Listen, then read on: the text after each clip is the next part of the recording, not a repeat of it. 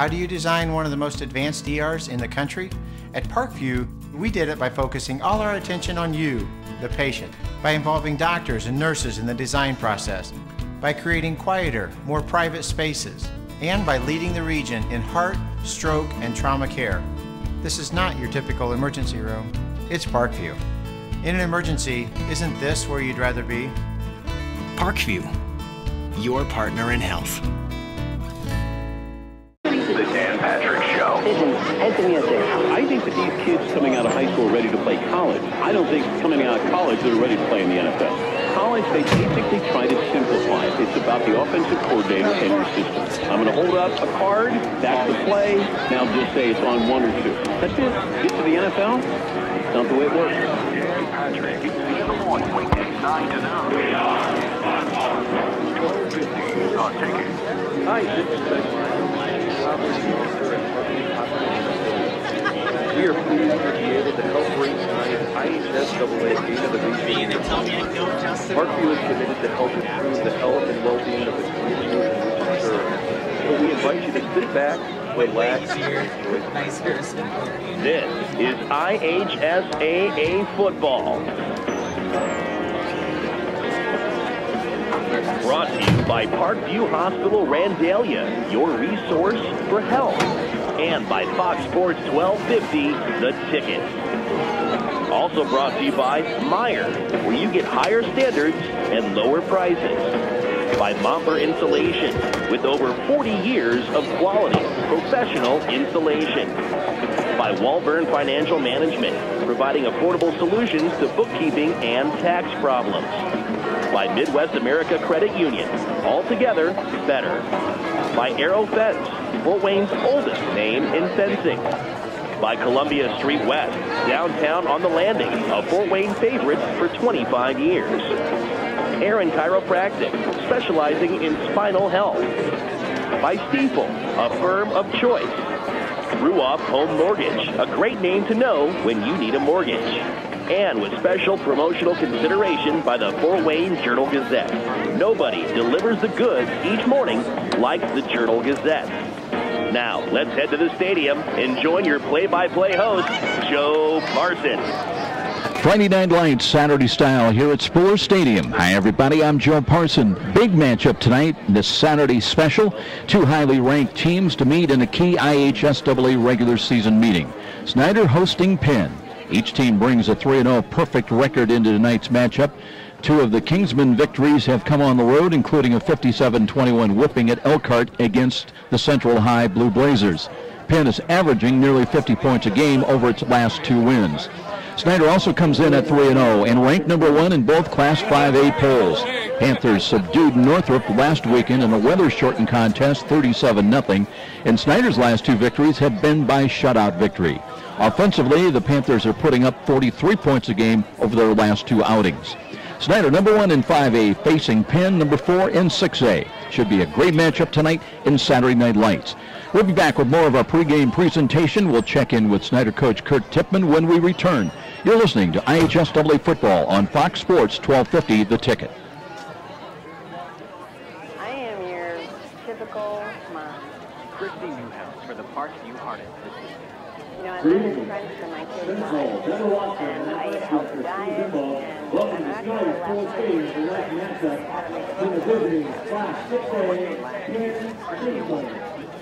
And the Class 5A, number 1 ranked Panthers.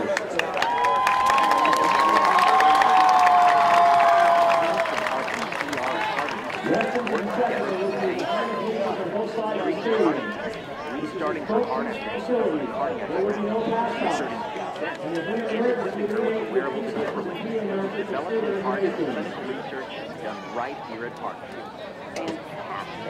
fantastic care. To hear more of Christy's story and to learn the symptoms of a heart attack, go to parkview.com. Parkview Heart Institute. Not for profit. Headlines and Mr. Mark Strickler. One savvy sports fans in the Summit City Go and NHL sports and Jeff Score. No other media outlet covers the local sports scene like the Journal-Gazette. You get 7 days sideline coverage from the area's most experienced and knowledgeable sports staff. It's a commitment to Fort Wayne that the Journal-Gazette takes very seriously. When you need to know the story behind the story, nobody delivers the goods each morning like the Journal-Gazette. And even when you're on the go, you can still catch up on the latest sports news online at www.journalgazette.net or at www.jgmobile.net. Start your sports day right, every day, 7 days a week with the Journal-Gazette.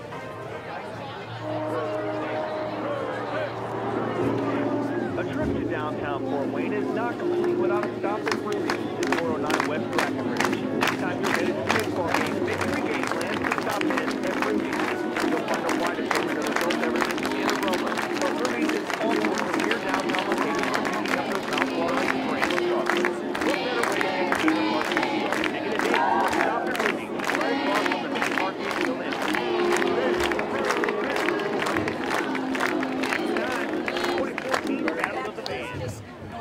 Giving away $3,500 in gift certificates. You'll get media exposure on What's Up magazine. Columbia Street West will pay $3,000 in cash prizes. You can get registered right now at the Wood Nickel on North Clinton, or even see Richard at Columbia Street on Friday and Saturday night and sign up in person. The band starts every Thursday night at 9 p.m. with a $5 cover to get into the bar. Do you think your band is the best in town? Then prove it. Be in the 2014 Battle of the Bands at Columbia Street West. Frank the Buffalo here. With BIOS Internet from Frontier, I can be on any device I want, in any room I want, and feel like I'm in the front row. Get the ultimate internet experience with 100% fiber optic. Call 1-888-FRONTIER to get BIOS Internet for $19.99 a month and offline phone service. And enjoy a 2-year price guarantee, free Wi-Fi router, no contract, and no rate hike. Front row seat without the crowd. Perfect. Limited time offer. Taxes, fees, and other restrictions apply. Subject to availability. BIOS Marks owned by Verizon State Market Services, LLC, and used under license. And now, back to the stadium with Joe Parson and more IHSAA football on Fox Sports 1250, The Ticket. Welcome back, everybody. Just before kickoff, let's chat in with head coach Kurt Tippmann. Brings a 3-0 team, ranked number 1 in both polls in Class 5A. Tonight, tough assignment, though, Coach. You're going against the Penn Kingsmen. They're ranked number 4 in Class 6A. Let's talk about last week, the abbreviated schedule because of the weather. You win it 37-0, and we talked so often about your offense, rightly so, but you got to take some credit and notice, I think, of the Snider Panthers defense. Now 2 straight shutouts, something you didn't have all of last year. Something's going right for you.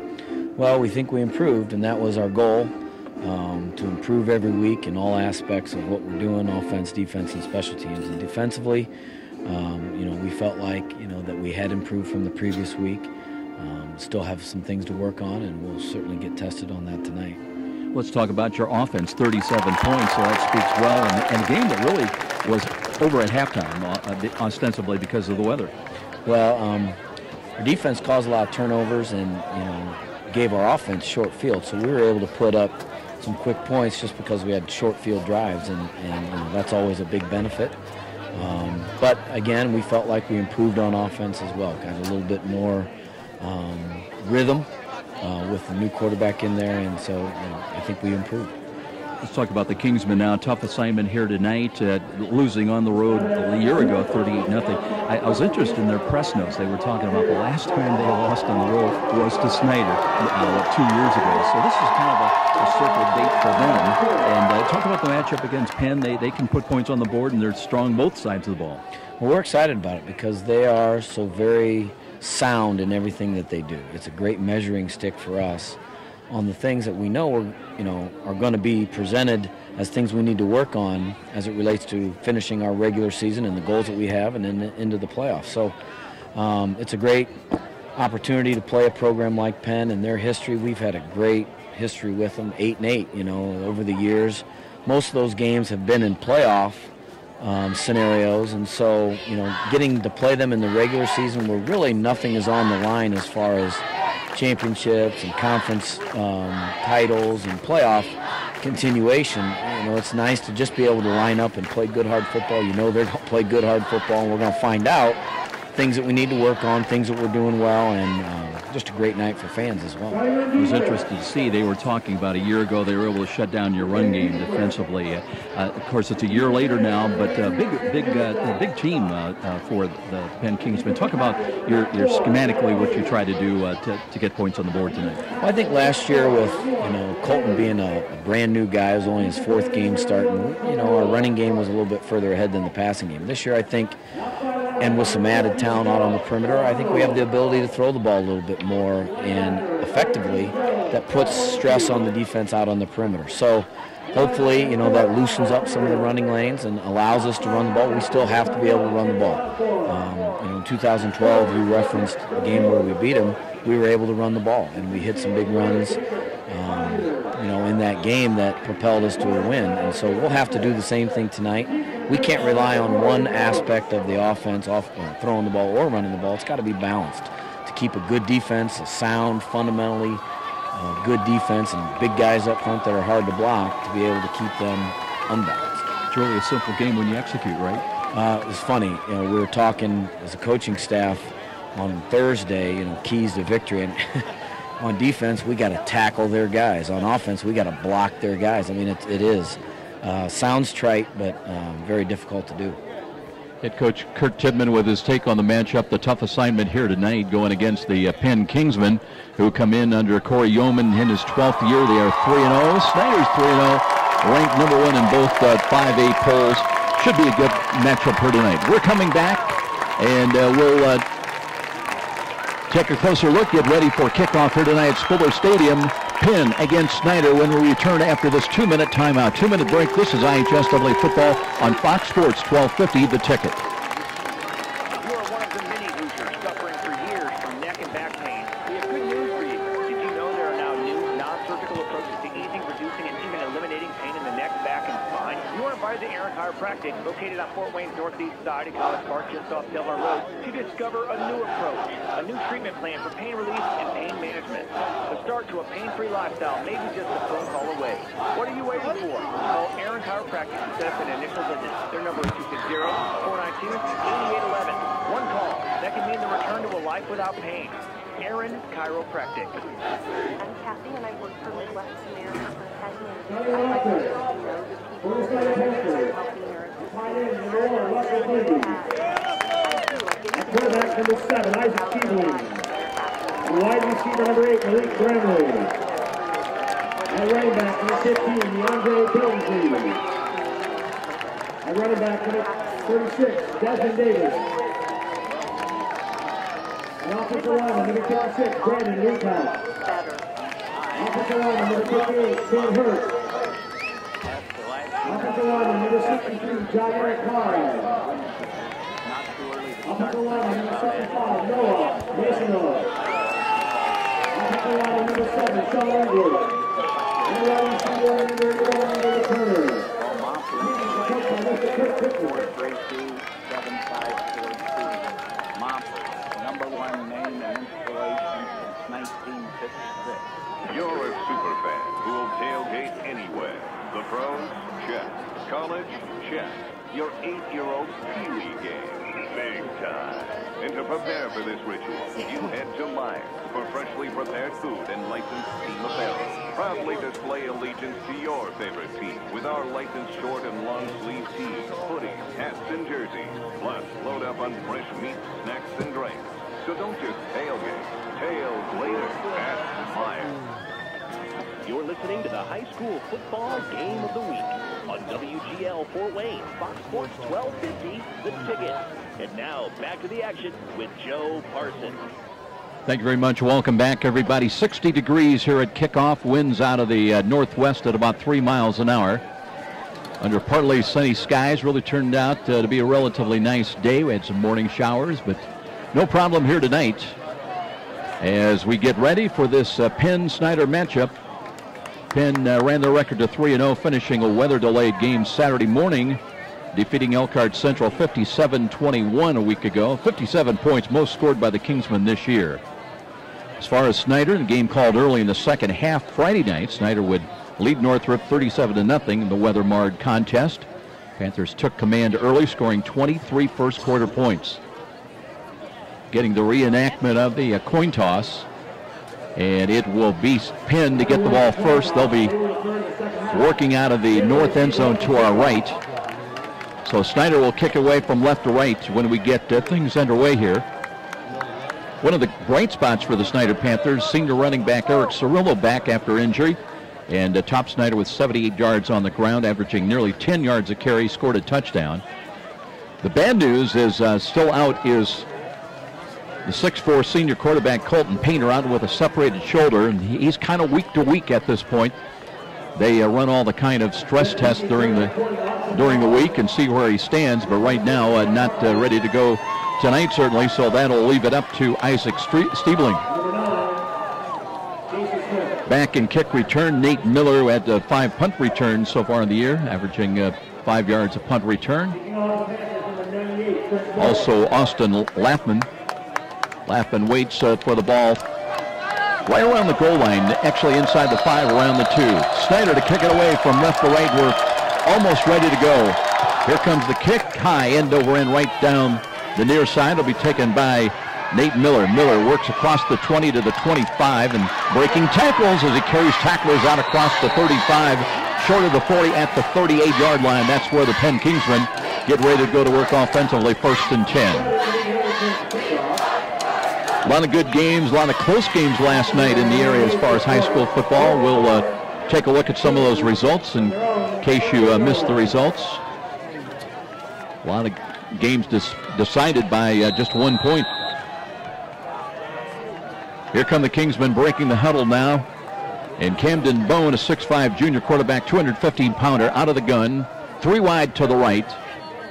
As Bone, barking out the signals, looks to hand the ball off on the dive, and that Cougars, the Snider Panthers stopped that one. The give was to Tim Fletcher, comes in leading him in rushing with 291 yards. He was able to carry forward instead of picking up a loss of a couple of yards. He'll gain 1 out to the 40-yard line. Fletcher, that's his 23rd carry of the year. He scored 4 rushing touchdowns to lead him in that category, averaging over 13 yards a carry. Snider opening up with Josh Loya at defensive end along with Andreas Gilbert. Ryan Peasley and Matt Swartz are the tackles. Matt Swartz had 5 tackles, 2 for loss, and 2 sacks last week against Northrop. 2nd down and 9, play action. Here's Bone, and he's got running room for a 1st down. And tell you what, a good play defensively to keep him from picking up even more yardage. But that's a gain into Snider territory down to about the 47-yard line. And grabbing a shoelace was Jamison Stiebling, 5'11" senior outside linebacker. And that might have saved a touchdown. So the Kingsmen moving the ball from right to left. Bone brings them up to the line of scrimmage. Offensive line for Penn averages 281 a man tackle to tackle. It'll be 1st and 10 out of the shotgun formation, 1 running back to the right. Here's a low snap, but Bone picks that up and dropped right there at the point of attack. Good rally to the football that time by the Snider defense. As they got a lot of help, Joe Williams pinching down on the play, got a hand on the tackle, a gain of 1. Ben Mikowski starting at center tonight, 255-pound senior. Max Bernard and Mike DeVetter are the guards. And Payne McCaskill, big kid, 6'6", 305, and senior, 1 tackle. And Ridge Tarwacki at 6'2", 280, the other tackles. 2nd down and 9. Bone out of the gun, this time 3 wide to the left side. He's got the snap, short drop, looks left, looks, dances, being pressured for his near side. That is incomplete. Headed on the near side for Bryce Gordy. Good coverage also. Jalen Fowler was in the vicinity. And that'll bring up 3rd down. So the Kingsmen don't have any 3rd down stats on them from their game last week or on the season. Now they break the huddle, and still a lot of time on the play clock with 21. And this time they'll have a 3 wide to the left. They've got a tight end, and looking Moala, 6'3", senior, 220. And Bone looking to throw. Looks, throws near side. Got right through the outstretched hands. Crossing pattern intended for Nate Miller. Jesse Bates had the coverage, so it'll be 4th down coming up, 4th and long, and the Kingsmen will have to punt the ball away. Grant Wilson does the punting chores for them. He's only punted 4 times this season, averaging about 33.5 yards a punt. Meanwhile, Jesse Bates back in punt return. And he'll have some company back there as well. Wilson ready for the snap at the Kingsman 40-yard line. Here's the snap, no rush. Kick is on the way, sailing ball. And Bates backpedals, has it. Now trying to work to his left, not much there, as he may get only back to about the 10-yard line. So the good news, Snider will have their first possession offensively. We have no score with 9:23 remaining in the opening quarter. And it'll be Isaac Stiebling to work at quarterback. Last week in that abbreviated game, he was 8 of 13 through the air. Threw a couple of touchdowns, 95 yards. He was picked off once. Malik Bramley comes in, and he'll be sent wide to the left side. They've got Devlin Williams out there as well. And it'll be Stiebling operating out of the gun. He'll wait for the snap right around the 5-yard line. They do have a running back lined up behind. The give is still a play-action fake on a quick crossing pattern, but Bramley kind of held up in the route. Had he continued on, Stiebling was throwing where he thought his would-be receiver would be getting to, but he kind of held up a little bit, and that ball fell wide and incomplete. That'll stop the clock with 9:20 remaining in the first quarter. Snider's offensive line averaging 222 a man tackle to tackle. Brandon Wonghouse along with Noah Masonov, I should say, and Jair Carr, the guards. Here's a play-action fake and a run left side. Stiebling got some running room, straight arms run. He's got the first down on the left sideline before running out of bounds. Let's see where he did run out of bounds. Up around across the 15 to about the 17-yard line. So he did not pick up the first down. He stepped out of bounds, but he'll pick up about 7 yards. It'll bring up second down and 3. Sean Englert along with Kenneth Hurt are the tackles for the Snider Panthers. Now they reposition Bramley again. He'll be part of a trips package, wide outs to the left side. That's the short side of the field. Out of the pistol alignment, here's Stiebling looking left, throws left. There's a catch made, and that's a grab by Devlin Williams. He's got a first down and struggles forward for a couple of more yards across the 20 up to the 22-yard line. Devlin Williams just one catch last week against Northrop. It was good for 25 yards. That is his 6th catch on the year. Comes in averaging over 17 yards a pass reception, and they'll move the chains for the Snider Panthers. It'll be 1st and 10. They'll have the ball at their own 23-yard line. Dre Billingsley is in the backfield, the running back. And here we go with Billingsley getting his first carry of the ball game. He tries to angle left side between Wonghouse and Carr and trying to find what running room he can find, and he'll pick up a couple, 2-3 yards. Call it a gain of 3. Had a touchdown on the ground, 53 yards rushing in 9 carries last week against Northrop. 2 wide to the right on 2nd down and 7. Stiebling looking to throw near side. He's got a completion. That's Malik Bramley. Bramley struggling, got to the 30, and they'll be about 3 yards shy of the first down stick. They've got to get out to the 33-yard line on this snap coming up for the Snider Panthers. Snider looking, they'll be here next week. Next Friday night, they'll host Concordia's Cadets. Kingsman, their home as well next Friday night. They'll take on South Bend Clay's Colonials. 3rd down and a long 3. 3rd down and a long 3. Empty backfield now. And a little motion as here's an option run left side. They'll not be able to get much this time as they were trying to give it on a handoff to Mac Hippenhammer. That was well diagnosed. Penn with great line surge across the defensive right side to stop that. So they'll bring up 4th down, actually a loss of about 1.5 yards. So both teams having to punt the ball in their first series. Trent Morgan one punt last week for 53 yards against Northrop in to kick the ball away, and he'll wait inside his own 15-yard line. 2 back and punt return at the Penn 40. Here's the kick away, end over end. That'll take a bounce. and they'll have to back away from it. It goes a little bit upfield, and it'll be down at about the 46-yard line. Nate Miller was trying to play the ball and then thought better of it, backed away.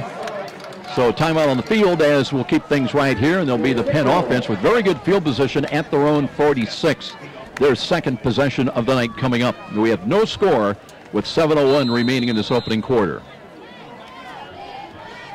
I'd like to invite everybody to stick around at halftime. We've got a visit with Walburn Financial Management President Joe Walburn, and a lot of important tax tips coming up. Be very worthwhile your time. Out of the gun, here's an option run. Bone did hand the ball off, and that was well diagnosed as Bates came up from the safety position and stopped the run game that time. No gain for Penn. Bowen trying to do a good job of hiding that handoff, where on the option he either can keep it and take it himself, but that time he elected to hand it off, and there's no, well, maybe about a yard gain. Let's call it 2nd down and 9. Mikowski brings them up to the line of scrimmage.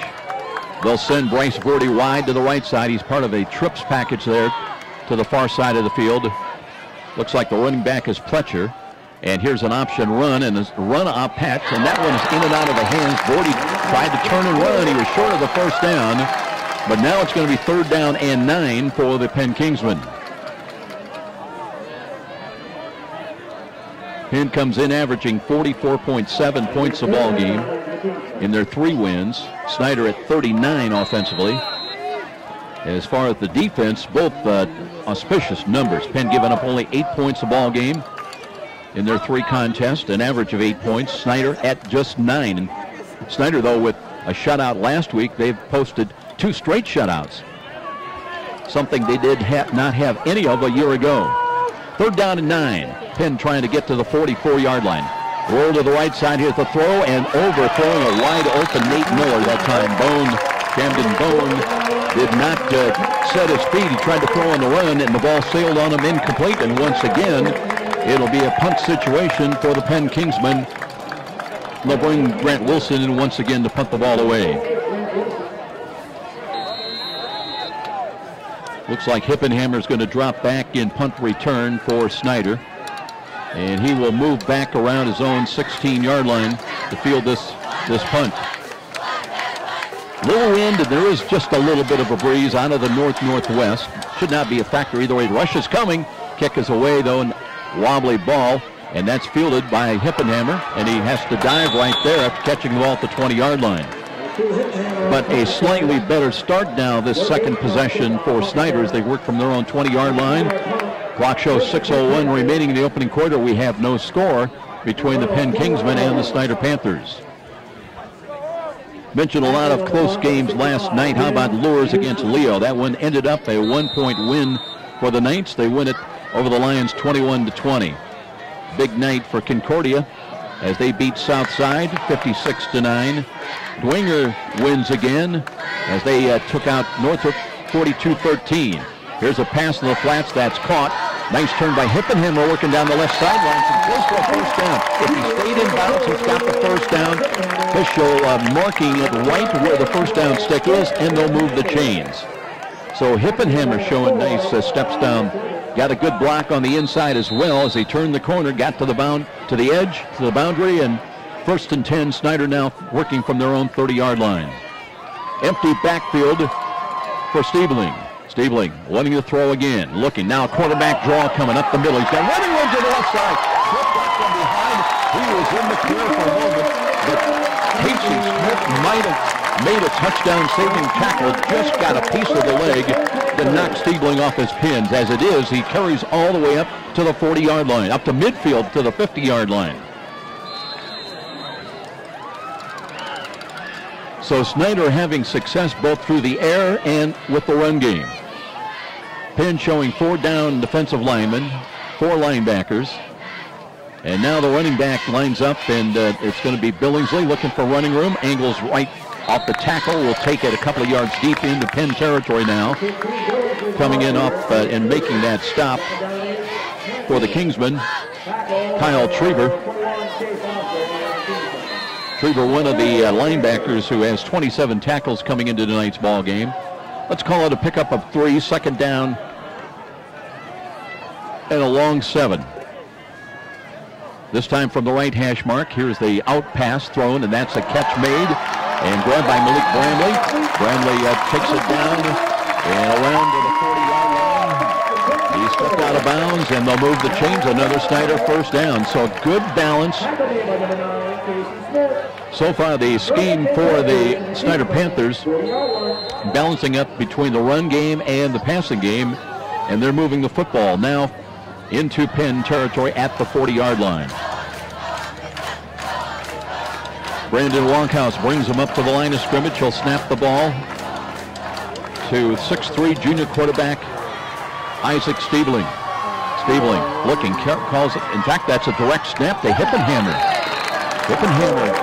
And the Wildcat offense, a little razzle-dazzle by Snider now. And they're finding some holes in that Penn defense as the gain is down to the 34-yard line.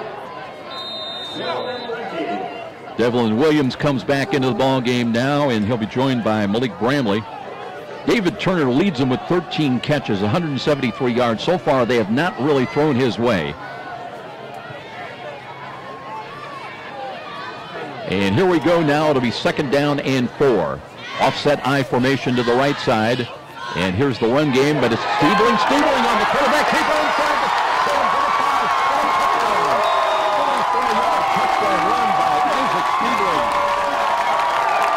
That's his 3rd rushing touchdown of the year.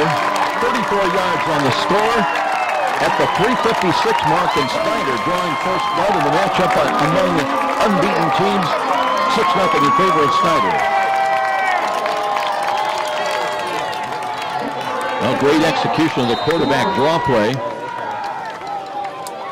Now they come on to try the extra point. Isaac Stiebling check it. It's going to be Paul Boosman.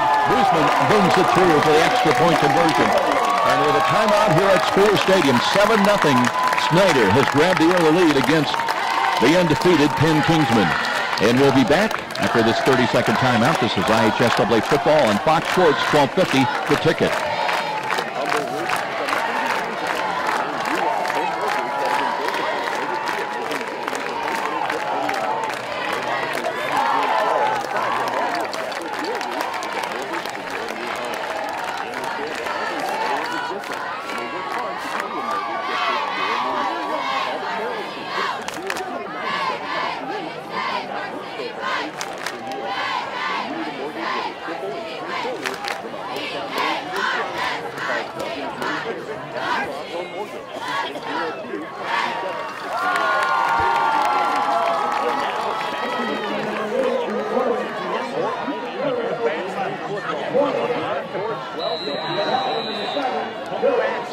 7-0 Snider here in the early going. That opening touchdown brought to you by Meyer, where you get higher standards and lower prices. Kick is away, near side, fielded at the 12-yard line. Near side feed. There's Miller, gets by a 1, knocked out of bounds on the Snider side across the 30, up to about the 31, 32-yard line. So decent field position for the Penn Kingsmen, but they do trail it 7-0. Remember, friends and family can also tune in live each game and listen. Go to SummitCitySports.com. Also be sure to catch a video replay. I think the still going to be tonight at 11 o'clock. And at SummitCitySports.com. And you catch a lot of the other games from the weekend and the highlights as well. And we appreciate all of those joining us live tonight on live stream. Here we go now. It's Penn's trying to answer. They have 2 running backs in there. They have an off-tackle one, but here is Bone, keeps it himself. Well, they saw Snider have success with those quarterback draw plays, and now Camden Bone, who comes into the game with 25 carries and 97 yards. He's averaging about 4 yards a carry and will bring it up to his own 45-yard line. That's good for a Penn first down. Improving field position as Bone huddles his team around. And he'll have Nate Miller in as a wide out to the right side. Gordy is out there as well. Twin package out there to the right, 1 wide to the left. Shotgun formation. Bone, the 6'5" junior quarterback, looking and hands it off. Now, he did a good job of disguising that one. Little counter run to the right side.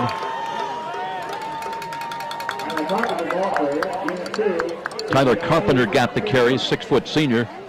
Actually leads Penn in rushing attempts with 26 starting the ball game. He has run for 254 yards, had a couple of touchdown runs last week against Elkhart Central. The gain is 2, 2nd down and 8. Same formation, the 2 wide to the right. That's Miller and Gordy out there. 1 wide to the left side. Bone out of the gun again with a running back to his right. He rolls to the right side looking, flops the ball up, and that's a catch made. And let's see if they held on. That was grabbed by Nate Miller. You got to have possession all the way through the tackle and to the ground. It's going to be a catch. Good finesse on that cross to the right side by Bone. Able to just launch it over the shoulder, and running under it was a 5'8" senior, Nate Miller. Miller leads them in receptions, comes in, started tonight with 11 catches and 4 touchdown catches. All were #1 figures for the Penn Kingsmen. This time they'll have 2 wide to the left. That's the wide side of the field. Kingsmen working from the right side hash mark. Now they've got a little option run. They'll pass the ball near side. Carpenter's got it. Steps out of the tackle and then wrapped up at the 30-yard line. Bates again. Jesse Bates came up and made a good play. Also had some help as Josh Loya dropped back and worked to the outside to have an assist. That kept the gain minimal to just a yard, so it'll be 2nd down and 9. Approaching 90 seconds time remaining in this first quarter. 7-0 Snider in the early lead. Mitchell Whedon will now check into the ball game, and he'll be part of a trips package to the right side. They've got Moala in tight to the left side. Out of the shotgun formation now, and here's a run by Tim Pletcher. Pletcher trying to work against the tackle off to the right side and took it inside the 25-yard line of Snider. Maybe gets about now they're going to mark it right to squarely on the 25-yard line. And it'll be a 3rd down call coming up for the Kingsmen. Pletcher's going to check out of the ball game now. So 3rd down and a long 4 for the Kingsmen. We're under a minute time remaining here in this first quarter.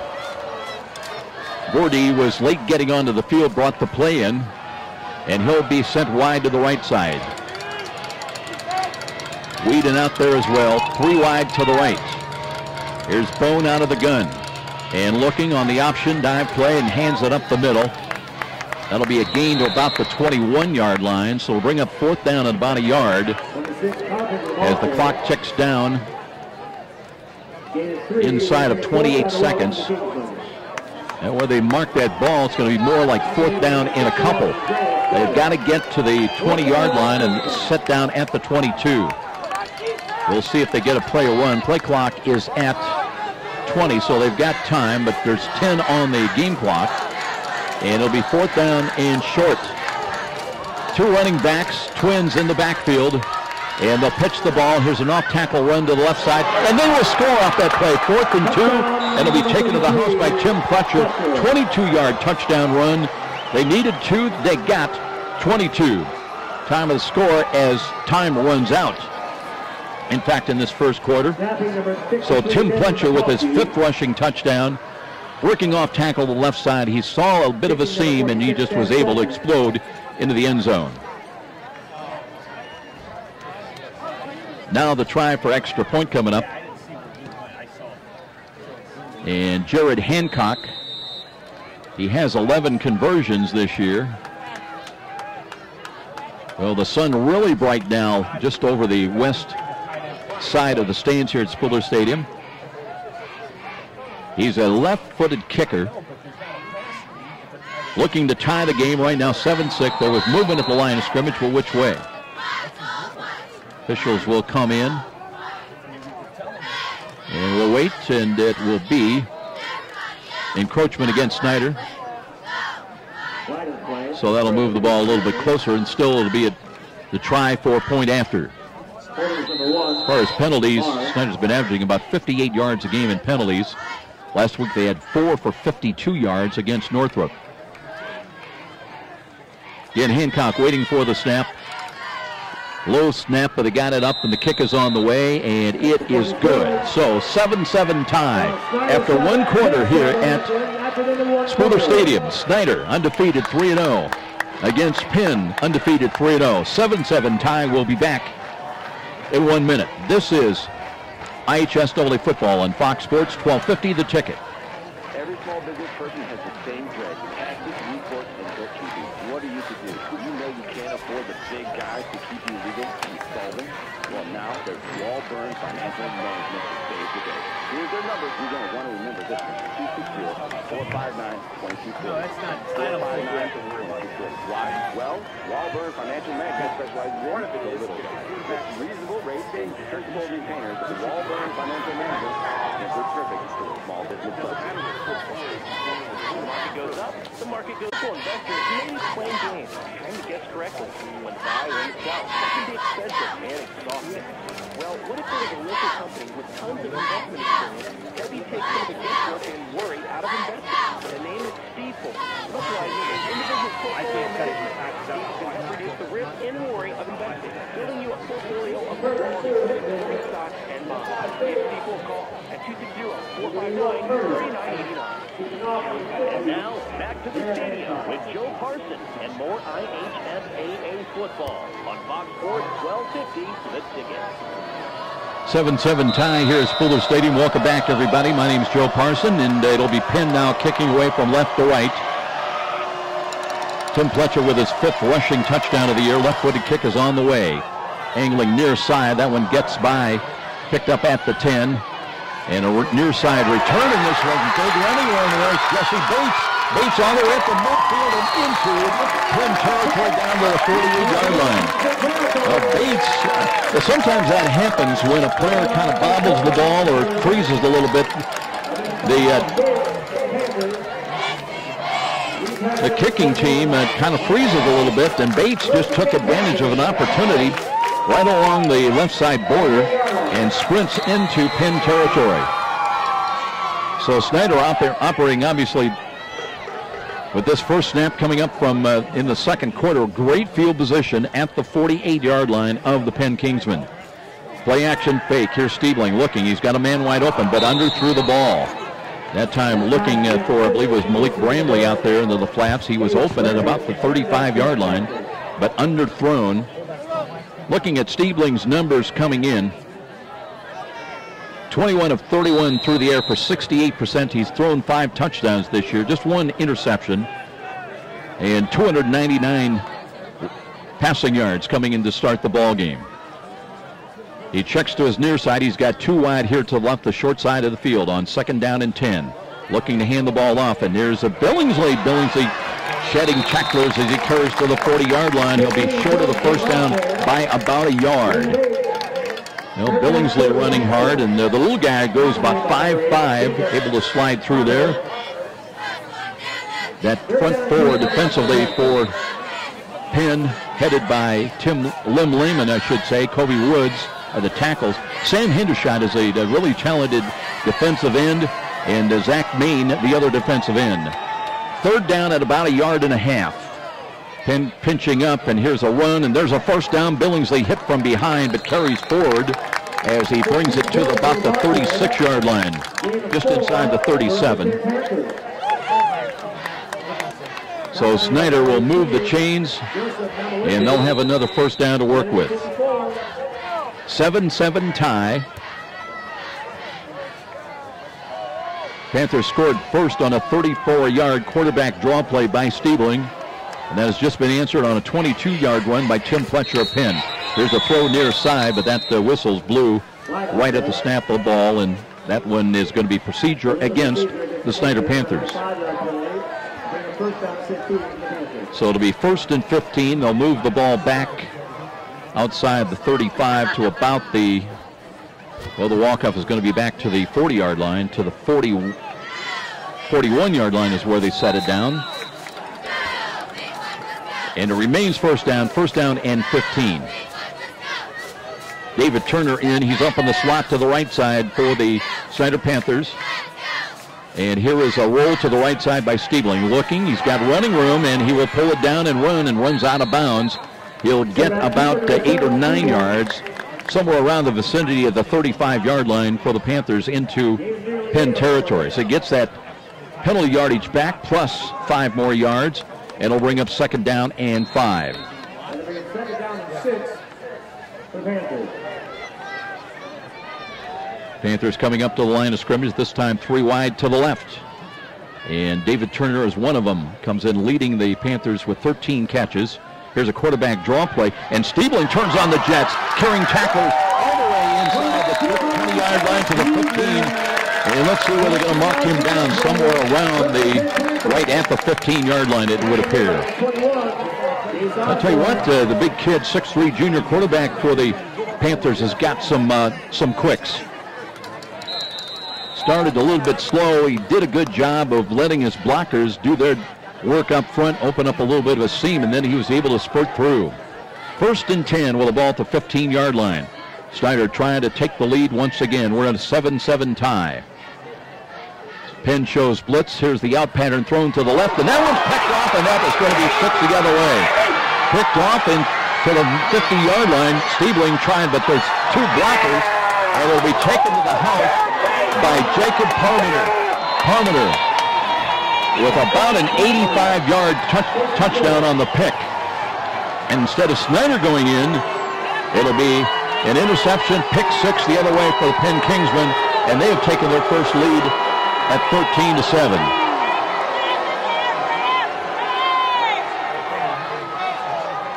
Parmenter, who came in with 10 tackles, now has his 2nd interception on the year.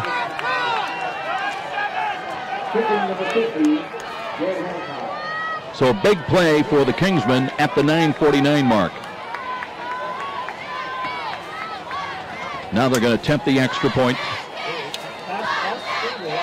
Jared Hancock on to try to make it a 14-7 ball game. Left-footed kicker, as we mentioned. Waiting for that snap. And here it is. Left-footed kick is on the way. Didn't get all of it, but looks like he got enough, and he did. That'll make it 14-7. Kingsmen in the lead on a big defensive play on the 85-yard return on the pick 6 by Parmenter. And a timeout on the field. We'll be back. This is IHSAA football on Fox Sports 1250, The Ticket. Was this a great high school game recently? Or simply want to revisit that game-changing electric play that turned everything all around? Well, now there's a great new opportunity to do just that. Catch all the exciting action of our live radio broadcast simply by visiting SummitCitySports.com after our game broadcast. Plus, many other high school sports highlights to choose from as well. It's all new and available now at SummitCitySports.com. And now, back to the stadium with Joe Parson and more IHSAA football on Fox Sports 1250, The Ticket. Well, for the Snider Panthers, it's you got to go right back to work now. Matt Kippenhammer back deep, waiting. The way the Suns' rays are now, probably another 15-20 minutes. We're still going to be affected by it, but you can barely read the yard line. Somewhere around the 5-yard line, I would guess. Big play, though, for Penn. They've got their first lead of the night. Here comes the kick. High into Rennan, rather short. Kippenhammer runs up to it, fields it at the 20-yard line, and trying to find some running room. There is none. And he is down right about the 22-yard line. So here comes Snider offensively. I believe on that previous play on the interception return for the touchdown, one of the issues was the Snider receiver fell down trying to make a cut on a square out.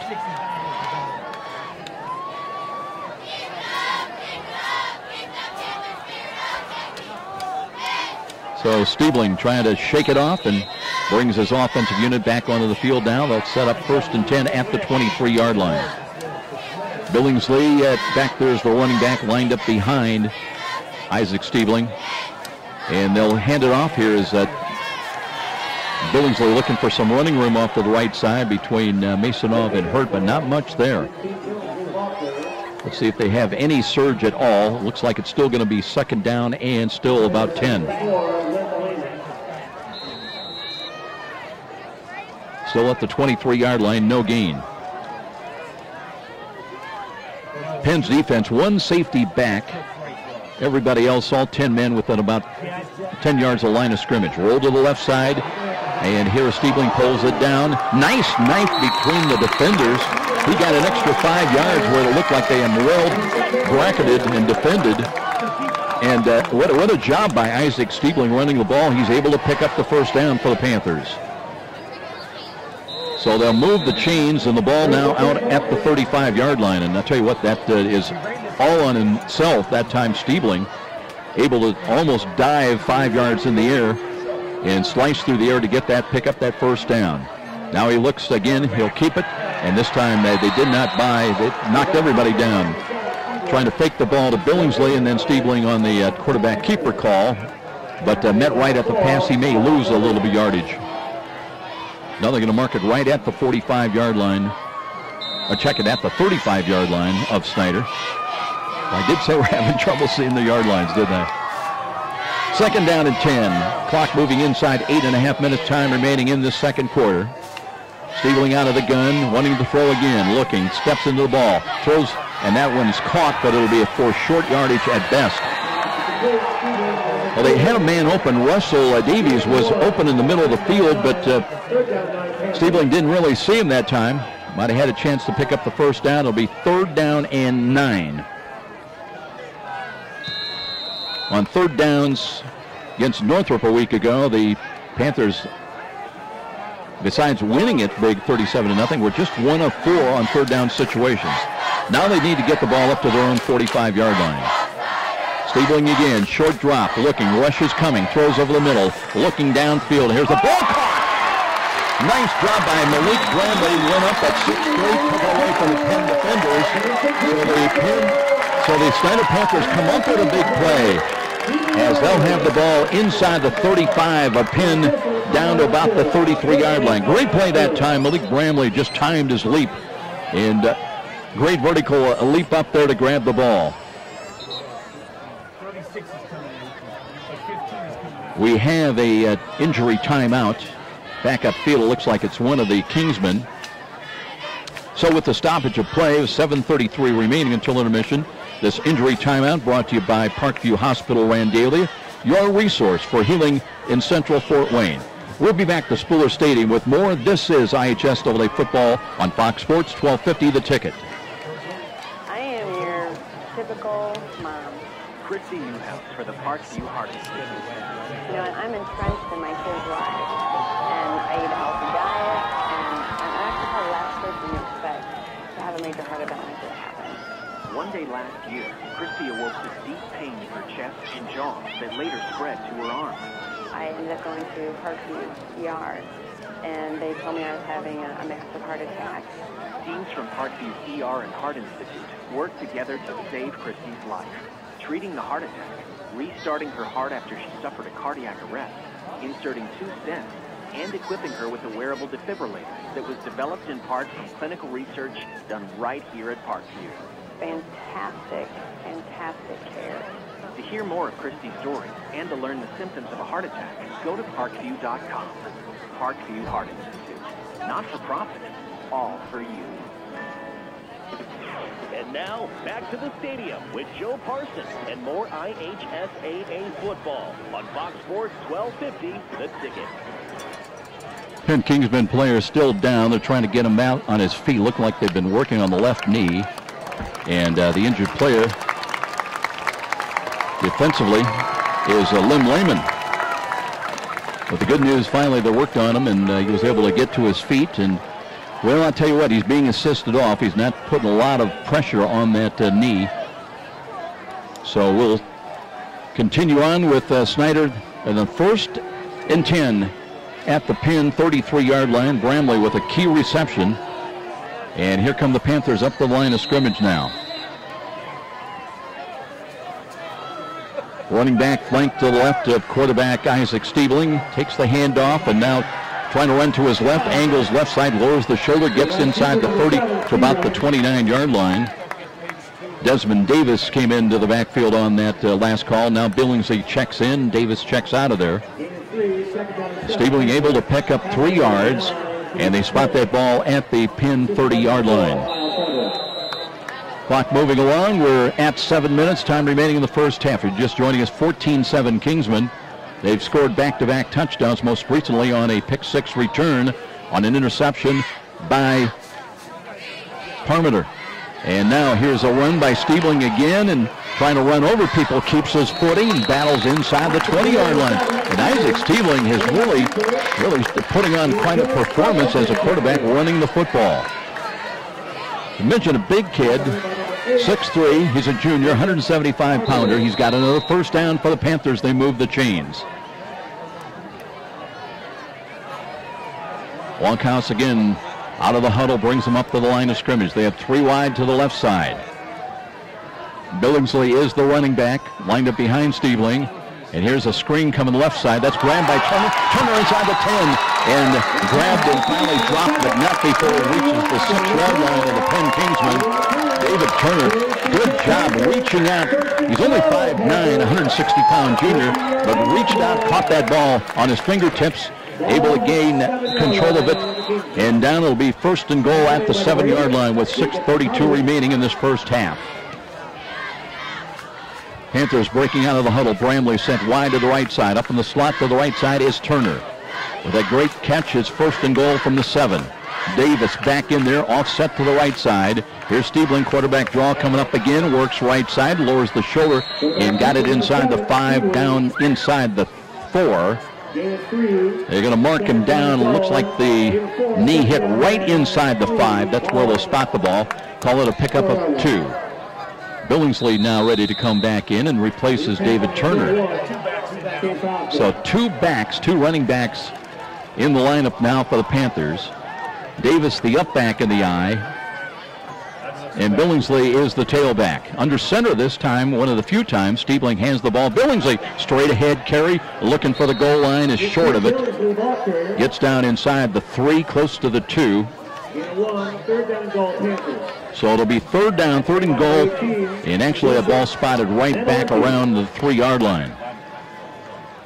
Well, the red zone is always tough, especially against a team as vaunted defensively as the Kingsmen are. 3rd and goal. They'll stay with the same I formation.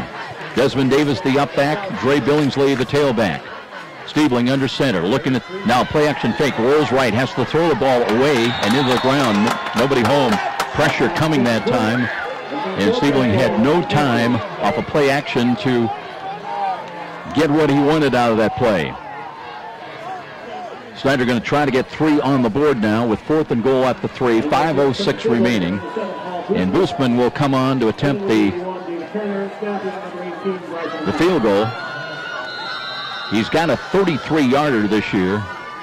This is going to be about a 20-yard field goal attempt. And the right-footed kick is on the way, and it is good. So Boosman from 30 yards out with the field goal. Points on the board for the Snider Panthers. They didn't get the touchdown, but they did get 3, and they've cut the lead down to 14-10 with a timeout on the field down below. This is IHSAA football on Fox Sports, 1250 The Ticket. You've heard the saying, it's all about the Benjamins. Nothing could be more true at Tom Steele Tires, where it's all about saving you money. For over 35 years, this family-owned business has been saving Fort Wayne drivers lots of Benjamins. Offering quality tires and ASC-certified mechanical service for your car, and that includes an oil change and tire rotation special, all for just $24.95. 2 convenient locations in Fort Wayne to serve you. Tom Steele Tires, not just a tire store, but a complete automotive center. And now, back to the stadium with Joe Parson and more IHSAA football on Fox Sports 1250.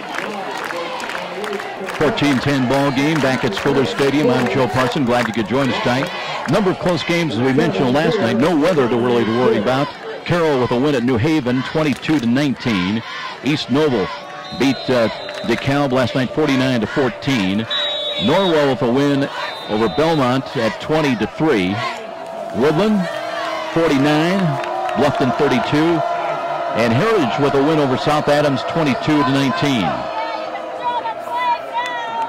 Snider down 4 now. They'll kick the ball away from right to left. Trying to get the ball squared away at the 40-yard line.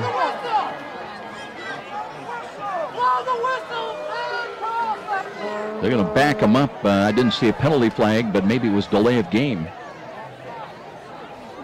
Play clock shows 25, but they'll set it up at the 35-yard line. And the Penn Kingsmen move upfield as well to counter.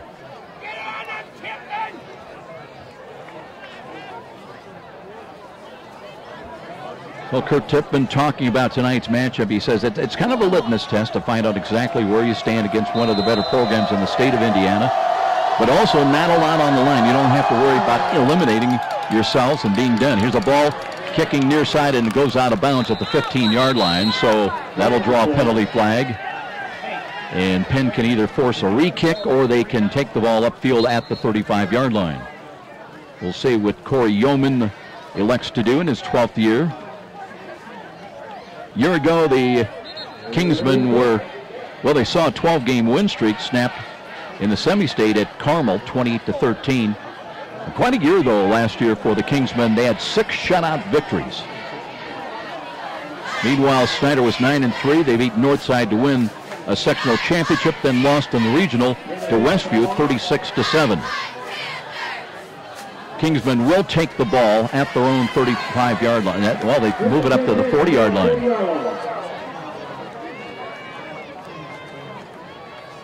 So very good field position now for Penn. They lead at 14-10, just inside of 5 minutes time remaining until the end of the first half.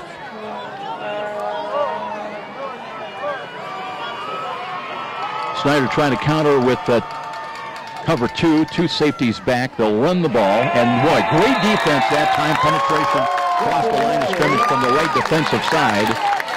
Getting up off the bottom of the pile. Saw a number there for a moment, but let's give credit. Andreas Gilbert was one of a pack of about 3 Snider Panthers that got in there. That'll be a loss of 3 on the play. So that'll move the ball back to the 37-yard line. It'll be 2nd down and 13. Boarding into the game wide to the near side. He'll be joined out here by Nate Miller. They've got a 3rd wide out as well. Now if they come up in press coverage, the Panthers do, as Bone runs the option left side, looking to pick his way, still on his feet up across the 45, and brings it, they're going to say he was stopped, we're at about the 43-yard line. So he gets that lost yardage back, but it'll bring up 3rd down and 7. They've got to get out to midfield to keep possession of the football. 3rd down and 7 call coming up for the Kingsmen. Bone went over to the sidelines to make sure that they run the right play that the coaches want. Now they break the huddle and come up with 9 on the play clock. 3rd down and 7. Bone out of the shotgun formation, protector to his right, a running back. Short drop, wants to throw. Looks, throws down the right side, and that ball is caught. It's caught by Nate Miller, and he's got a 1st down inside the Snider 30-yard line. Jamison Stiebling had the coverage, was near him, but good throw that time down the middle by Bone, right into the breadbasket of Nate Miller. It'll be 1st and 10 for the Kingsmen. They've got it at the Snider 28-yard line. The lead is 4 for Penn. Mitchell Whedon now back in. He's the lone wide to the left. That's the short side of the field. 1 running back, a little bit flanked behind. Here's Bone wanting to throw again. Throws down the middle against double coverage. Tipped in the air. In the end zone, they're going to run it out. Across the 5-yard line to the 10. That ball deflected in the air, and volleyball to himself. So a good play defensively, as now both teams have come up with interceptions. And let's see if it's going to stand up. The officials are conferring.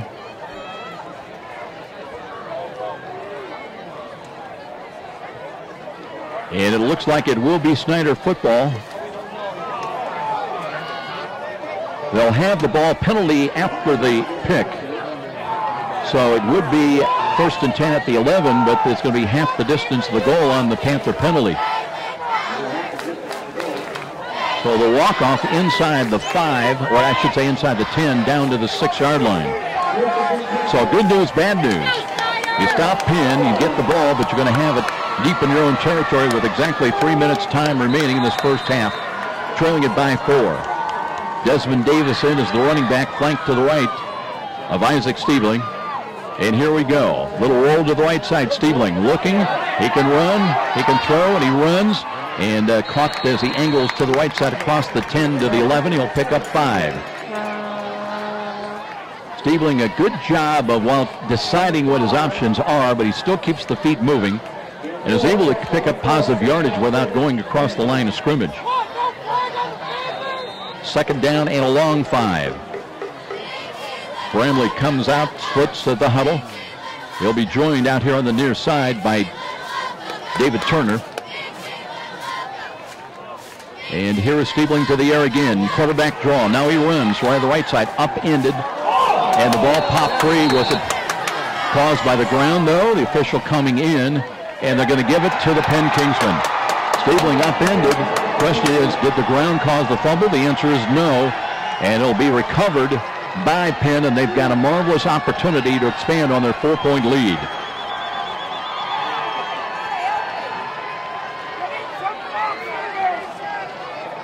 You know, the Panthers made a play defensively. They stop a drive, they take over the ball, and then fumble it right back.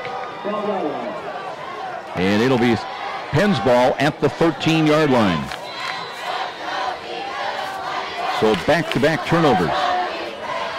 And now Penn, let's see what they come up with offensively, trying to add to that 4-point lead. Mitchell Wiedenen, part of a trips package, wide to the right side. They want to run the ball with Bowen. Bowen dragging tacklers down inside the 5, gets to the 4-yard line. Little angled run to the left side, and he's got a 1st down, or very close to it. See where they spot the ball. Right nose of the football inside the Panther 5-yard line. That's a gain of 9, so 2nd down and 1.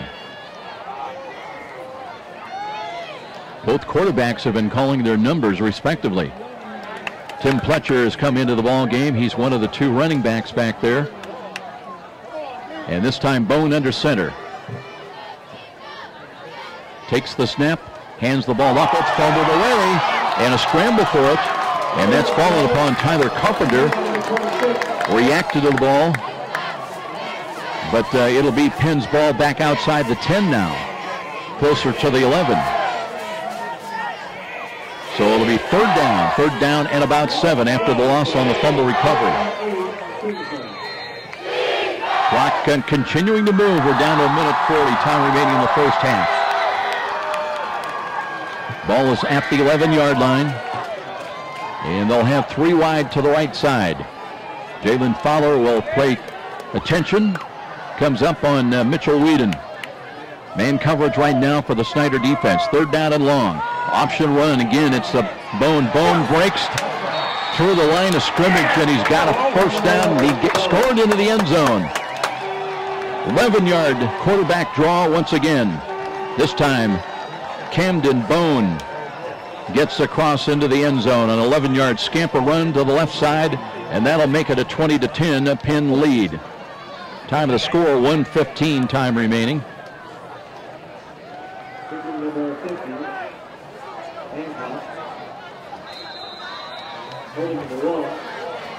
So the extra point now, Hancock coming on, looking for the 21st point of the night, trying to extend that lead out to 11. Be basically a 20-yard extra point attempt. Here's the snap. Kick is on the way. Got good elevation and splits the uprights. That'll make it 21-10 with a timeout. Snider trying to answer before intermission. They're down 11 here at home. This is IHSAA football on Fox Sports 1250, The Ticket. Back to you when selling a home. And Rick Whitman from Century 21 Brothers can give your family the advice, expertise, and satisfaction to fit your needs when buying or selling a home. With Rick Whitman's 35-plus years of experience, you'll find an effective method to accomplish your goals. Select the proper loan and feel the comfort of your new home. The new big real estate for Rick Whitman at Century 21 Brothers. 260-704-6565. 704-6565. Be sure to ask for Rick. And now, back to the stadium with Joe Parson and more IHSAA football on Fox Sports 1250, The Ticket. Well, one of the things Kurt Tippmann will certainly be talking to his team about, when you're playing a good team, you cannot make mistakes.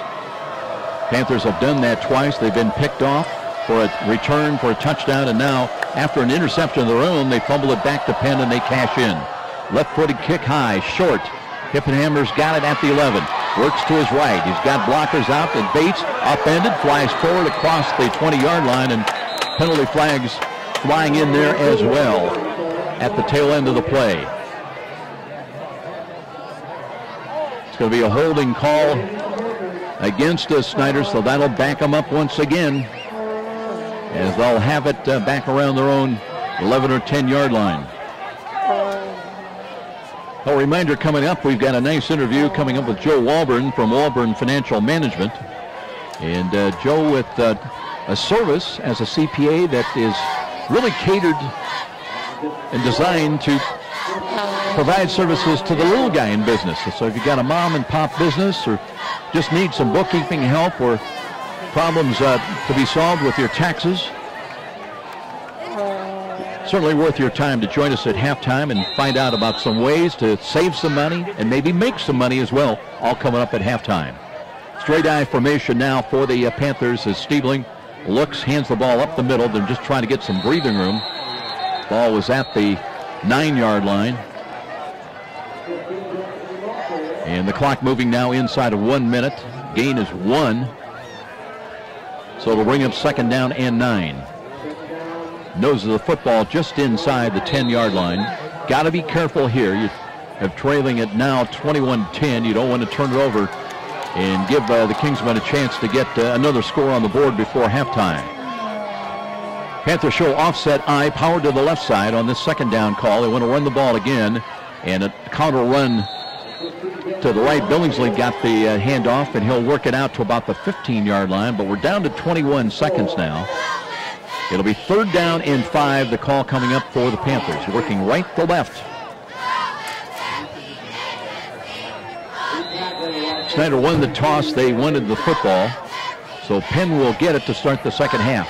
We're down to 4 seconds. I don't believe we're going to get another play run here, and that is the way this first half is going to end. So mistakes costing Snider. They had some good plays. Had the early lead at 7-0, but here at halftime they're down 11 at home, and their number 1 ranking in Class 5A is very definitely in jeopardy. Penn ranked number 4 in both 6A polls. They're on top here at the midway break. 21-10 our score. We'll be back with a look at the halftime numbers after this 3-minute timeout. This is IHSAA football on Fox Sports, 1250 The Ticket. We all want the very best for our loved ones, and that includes our pets. AeroFence can give your pet dog the protection you want, along with the freedom to roam that you could choose. Using Aero's Dog Watch Hidden Fence. Far cheaper, yet far more versatile than most traditional fences. Aero's new Dog Watch Hidden Fence uses a simple learning program through an electric signal beamed to your dog's collar that gives an alert into existing property boundaries. It's safe, simple, effective. Consultation. Call AeroFence at 260-471-PEPS. The Dog Watch Hidden Fence, your dog's best bet, giving him freedom to roam. Where do savvy sports fans in the Summit City go when they need to know more than just the score? It's an easy choice. No other media outlet covers the local sports scene like the Journal-Gazette. You get 7-day sideline coverage from the area's most experienced and knowledgeable sports staff. It's a commitment to Fort Wayne that the Journal-Gazette takes very seriously. When you need to know the story behind the story, nobody delivers the goods each morning like the Journal-Gazette. And even when you're on the go, you can still catch up on the latest sports news online at www.journalgazette.net or from your mobile device at www.jgmobile.net. Start your sports day right, every day, 7 days a week with the Journal-Gazette. Next time you're downtown and needing to feed your sweet tooth, you're just a few steps away from Rudy's, Fort Wayne's perfect location for stocking up on those famous brand gourmet chocolates the Summit City is famous for. Rudy's is located just catty-corner from the main entrance to Parkview Field. In fact, Rudy's is a great place to meet up with friends before an event at the ballpark. There's even outside patio seating, ideal for relaxing after work. With a wide assortment of adult beverages and aromas to choose from as well, Rudy's, distinctly different in downtown Fort Wayne. It's time. The 2014 Battle of the Bands. Sweetwater is giving away $3,500 in gift certificates. We'll get media exposure on What's Up Magazine. Columbia Street West will pay $3,000 in cash prize. You can get registered right now at the Wood Nickel on North Clinton, or even see Richard at Columbia Street on Friday and Saturday night and sign up in person. The band starts every Thursday night at 9 p.m. with a $5 cover to get into the bar. Do you think your band is the best in town? Then prove it. Be in the 2014 Battle of the Bands at Columbia Street West. Frank the Buffalo here. With Fios, Internet, and Frontier, I can be on any device I want, in any room I want, and feel like I'm in the front row. Get the ultimate internet experience with one person to pay fiber optic. Call 1-888-FRONTIER today to get Fios Internet for $19.99 a month with qualifying phone calls and enjoy a 2-year price guarantee. Free Wi-Fi router, no contact, no rate hike. Front row seats without the crowd. Perfect. Limited time offer. Taxes, fees, and other restrictions apply. Subject to availability. Fios smartphone by Verizon Trademark Services LLC. Used under license. You're listening to the high school football game of the week on WGL Fort Wayne, Fox Sports 1250, The Ticket. Action with Joe Parsons.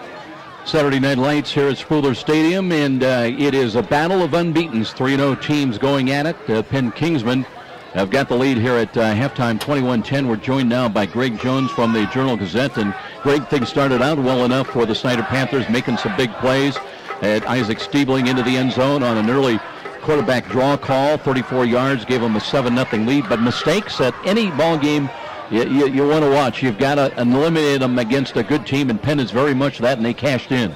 Certainly. You talk about the interception, long interception for a touchdown return, and then a fumble gave Penn great field position. So, they didn't have to work very hard for 2 of their touchdowns. It's tough when you give a team of Penn's caliber extra benefits. The interception and the fumble, and Isaac Stiebling has had a really great game running the ball and passing the ball over 100 yards rushing, but those 2 turnovers, he's thinking about those, in the locker room, and they've hurt Snider, but it's only an 11-point game, and they're still not out of it. Yeah, I think that's a great observation because Kurt Tibman, his job is to communicate it. The glass is half empty, or half full, I should say, rather than half empty, because as you say, it is still within reach, and Snider has shown the ability to make big plays and gobble up some yardage. But they've just got to execute and avoid the turnovers. Yeah, because execution-wise and what they've been able to do and moving the ball against the Penn defense is a very big positive. They've been able to move it between the 20s, and they were in the red zone when Isaac threw that interception. So there are definitely some positives they can build on, and a young quarterback like Isaac, and keep him up, keep him emotionally high, because he did some good things, and they did some good things defensively. I thought they played really well. It's hard when you give up 2 easy touchdowns like that, essentially with the fumble and the great field position. So there are definitely some positives that Snider can look for in the second half. Penn definitely has got capable runners in Fletcher and Carpenter, but as you say, Snider, I thought, came well prepared schematically, defensively to stop the run. And I thought it was interesting how both quarterbacks have really tried to emphasize the quarterback draw here tonight. I think it's kind of the thing in football these days with the option game, the read option that quarterbacks are doing, and Isaac Stiebling that's one thing he's really good at. He's really good at running the ball, and when Painter was healthy, they had that 1-2 attack where Painter was a little bit better the passer, but Stiebling is pretty effective with passing. His interception, I think the receiver kind of slipped a little bit. So it's definitely, I think, what is big in football these days. The college and the high school ranks in particular with the read option and the quarterbacks being able to run the ball. Because you're right. The Penn quarterback Bond, he's kind of doing that same thing, and he's got a pretty decent arm, but he's been effective running the ball. You saw on the touchdown run, he was able to run the ball, and Stiebling's touchdown run as well. So I just think it's something that's happening in football right now. Penn will have the ball to start the second half, and they always talk about the first couple of minutes of each half being so critical, and Snider really needs a stop, I think, to kind of stop the momentum that got created because of the turnovers. Well, I think Snider gets the ball in the second half because they deferred because Penn got the ball. So you're right. I think Snider really has to come out here in the second half and put some points up on the board, preferably probably a touchdown, because you think about it, a couple minutes into the second half, well, more than that 3 or 4 minutes, whatever it may end up being, 21-17, that'll look a lot better than 21-10. Greg Jones joining us here at halftime. We'll enjoy and be ready to see what you've got to report tomorrow morning in the Journal-Gazette. Okay, anytime. Appreciate the the visit, and we're going to take a timeout. We'll be back, and don't forget, coming up the other side of this 2-minute break, we'll have our halftime interview with Walburn Financial Management's Joe Walburn. And if you're looking for some tax tips information, 80,000 pages in the IRS code, I think Joe Walburn can help you out. That's coming up in 2 minutes. This is IHSAA Football on Fox Sports 1250, The Ticket. Trust the doctors at the IPFW Athletics and Fort Wayne Commons Trust. Aaron Chiropractic is well known for providing quality yet cost-effective care for sports injuries, muscle, or joint problems. They're one of the only clinics in the region to provide patients with pain relief utilizing numerous therapies, including acupuncture, massage, and rehabilitation. Aaron Chiropractic is conveniently located in Northeast Fort Wayne. Find us on the web at aaronchiro.com or call 492-8811 to schedule an appointment. I'm Kathy, and I work for Midwest America for 10 years. I like to get to know the people that I'm helping or assisting. So to do that, I get to know things about their lives that are happening, whether they are going on a cruise and how to pay for that cruise, or whether they're going to have another child and what they're going to name those children, because you have to know their personal life in order to really help them meet their financial goals. Midwest America, all together, better. Hi, this is Charlie Momper from Momper Installation. After last winter's brutal temperatures and record-breaking wind chills, it's not too early to start thinking about adding insulation to your attic, sidewalls, and fall sticks. By adding additional insulation, you can cut your energy costs up to 30%. Call Momper Installation today at 432-7543. Momper, #1 name in installation since 1956. You're a super fan who will tailgate anywhere.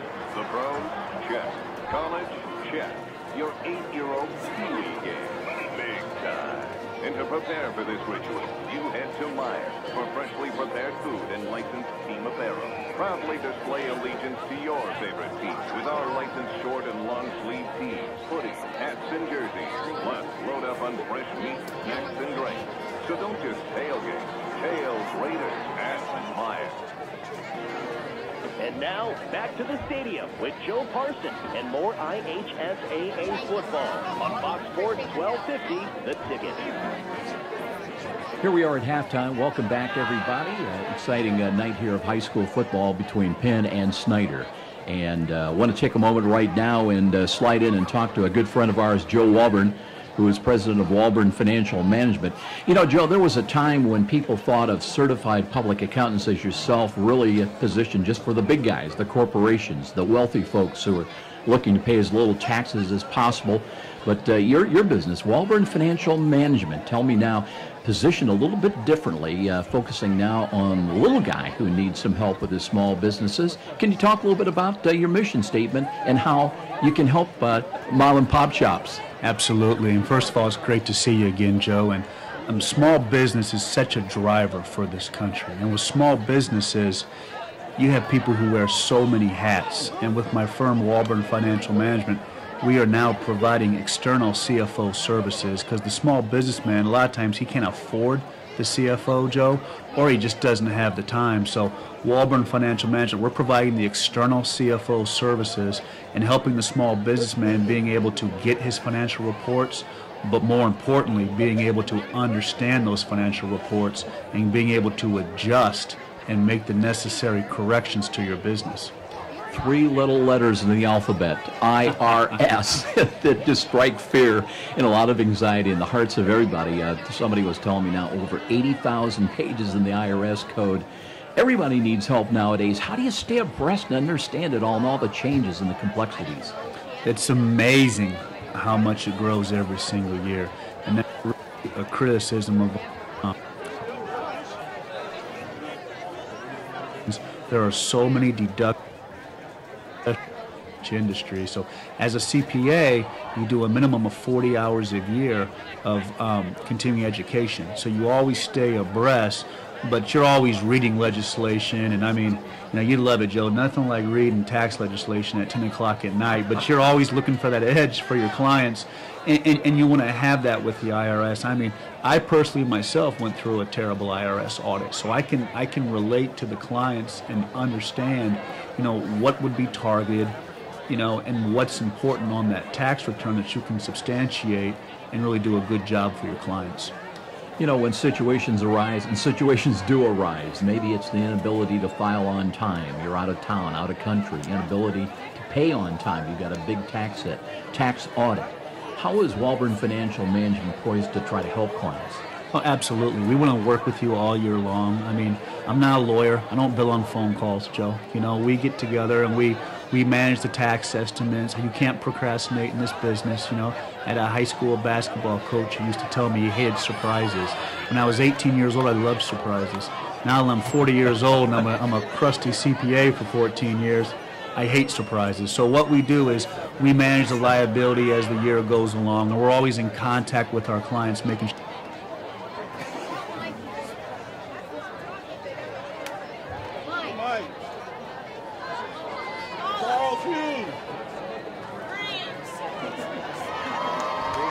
As a CPA, it's your responsibility to really take care of your people. Fees, got to talk about fees a little bit. I know you're positioned to help the little guy, and I assume that may imply maybe installments, year-round plan, but reasonable fees to make it doable for the little business. Yeah, absolutely, and that's really where we've kind of hit our niche over here with my firm is we're providing those external CFO services. You go hire a CFO to run a small business, you could have a $50, $60, $70, $80,000 package.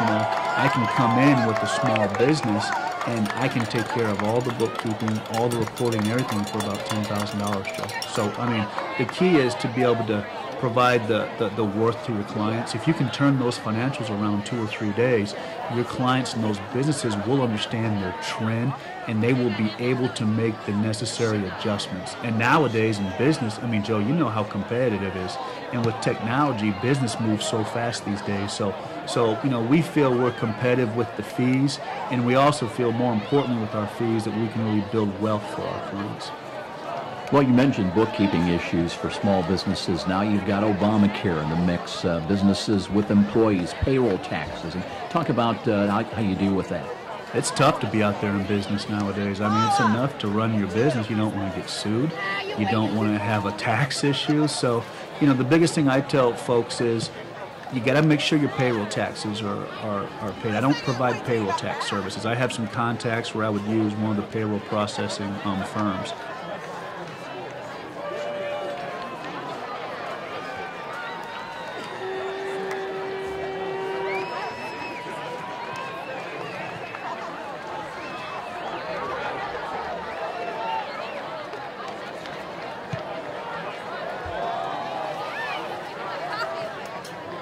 Tell you what, we're having a problem right now. We'll get back with that interview with Joe Walburn after this 1-minute timeout. So let's take a break. We're at halftime, 21-10 in favor of Penn, and we'll step out with more. Coming back, IHSAA football on Fox Sports 1250, The Ticket. Did you know the IRS tax code now consists of nearly 80,000 pages of rules and regulations? It's enough to make you cry. But now there's real affordable help right here at Fort Wayne. Walburn Financial Management, a firm that cuts right through the legalese, working hard for you, providing external solutions to bookkeeping and tax problems. Walburn Financial Management, taking flawless care of all your personal reporting, P&L, or even individual tax requirements. Give them a call, 260-459-2240. You'll sleep better at night being assured everything's taken care of. Walburn Financial Management. From humble roots some 30 years ago, the name Ruoff Home Mortgage has been built upon a legacy of making dreams of home ownership a reality. Loan officers Doug and Julie Carroll are proud to help you establish your roots with a mortgage for your new home. They understand that every borrower is different, and they work hard to give you a mortgage that fits your needs. Call the Carroll team at 602-9768 to find out which program is right for you. When you need a mortgage that is simple and straightforward from a hometown name you can trust, call Doug and Julie Carroll at Ruoff Home Mortgage, 602-9768. And now, back to the stadium with Joe Parsons and more IHSAA football on Fox Sports 1250, The Ticket. But those processes that are so important in small business. Everybody talks about crunch time, April 15th. I know you spent a lot of late hours away from family, but working with clients on a year-round basis, I would think that there is some kind of a plan where it's month to month, but it keeps you away from the anxiety of, hey, April 15th is coming up next week. Yeah, absolutely. And with our businesses and the external CFO services we provide, we turn financials around every 4 weeks. So we're constantly measuring and looking at that business. As far as the individual taxes, a lot of our clients who are older are on estimated taxes. So we're paying those taxes quarterly. So we're constantly looking at that estimate, making sure that we're in good shape, because the biggest thing is you don't want to show up in April and be totally underpaid and have a big surprise, because what you're doing is you're charting a course that your clients can handle financially. You don't want to have a client come in here on April the 15th and you have to tell them they have a big tax bill. Oh, by the way, you got to move money in 2 or 3 hours. You have a big tax bill. So, this is a business you cannot procrastinate in. You have to be on top of it, and you have to be very measured all year round. And if you're measured and if you're on top of the issues, you'll be more prepared when something comes up. I want to close out, final question. When it comes to accountant services, most people think in terms of saving money, paying as little legal taxes as possible. Are there ways that you can help your clients make money? Yeah, absolutely. I think that there's credits and deductions you can focus on. For many years we had a lot of deductions with the Section 179 deduction, which is a write-off for equipment you would buy, and we would plan that at the end of the year. If there was some income in the business, we were going to have taxable income, maybe we could minimize that tax liability by buying a piece of equipment. That's something you can do. With the financial and the business package we provide, we feel we're giving that business owner the tools to be able to be successful, to understand the trend of this business. For instance, we do a lot of work with restaurants. We're providing a financial package where we can tell them, what's their food cost. Okay, your food cost just moved 1.5 points, 2 points. What's going on? Is something going out the door on Sunday afternoon for the football? What's going on? So we feel we can provide that value as far as being able to, complete the financials, analyze the financials. Then as far as the tax code, there's so many people, and it seems like even with the individuals, everybody has one unique tax situation on their return, one item that comes up, and we're able to use the laws and the rules to our favor and save our clients some money. Well, if you're a little guy in business needing some tax help or bookkeeping assistance, worth a call. A few minutes of your time, call Joe Walburn at Walburn Financial Management at 459-2240. That's 459-2240. Some good information coming from Joe Walburn at Walburn Financial Management. As we get ready now for the start of the second half, it will be Snider getting the football first. They'll work out of the left end zone, the south end zone, working from left to right. Let's recap the line score of the ball game. 7-7 tie at the end of the first quarter. But then Penn, capitalizing on the turnovers, they outscored Snider in the second quarter 14-3. Their lead is 21-10 here headed now to the third quarter. All started, Isaac Stiebling got him on the board for Snider's first lead at 7-0 on a 34-yard run, but that was offset by Tim Pletcher of Penn, who took it 22 yards out. 7-7 tie at the end of the first quarter. The big pick-six interception by Parmenter, 85 yards, gave him a 14-7 lead. Boozman with a 30-yard field goal made it 14-10, and then the interception followed by the fumble recovery. Snider coughed it up, an 11-yard bone touchdown run, and that's where we are, 21-10.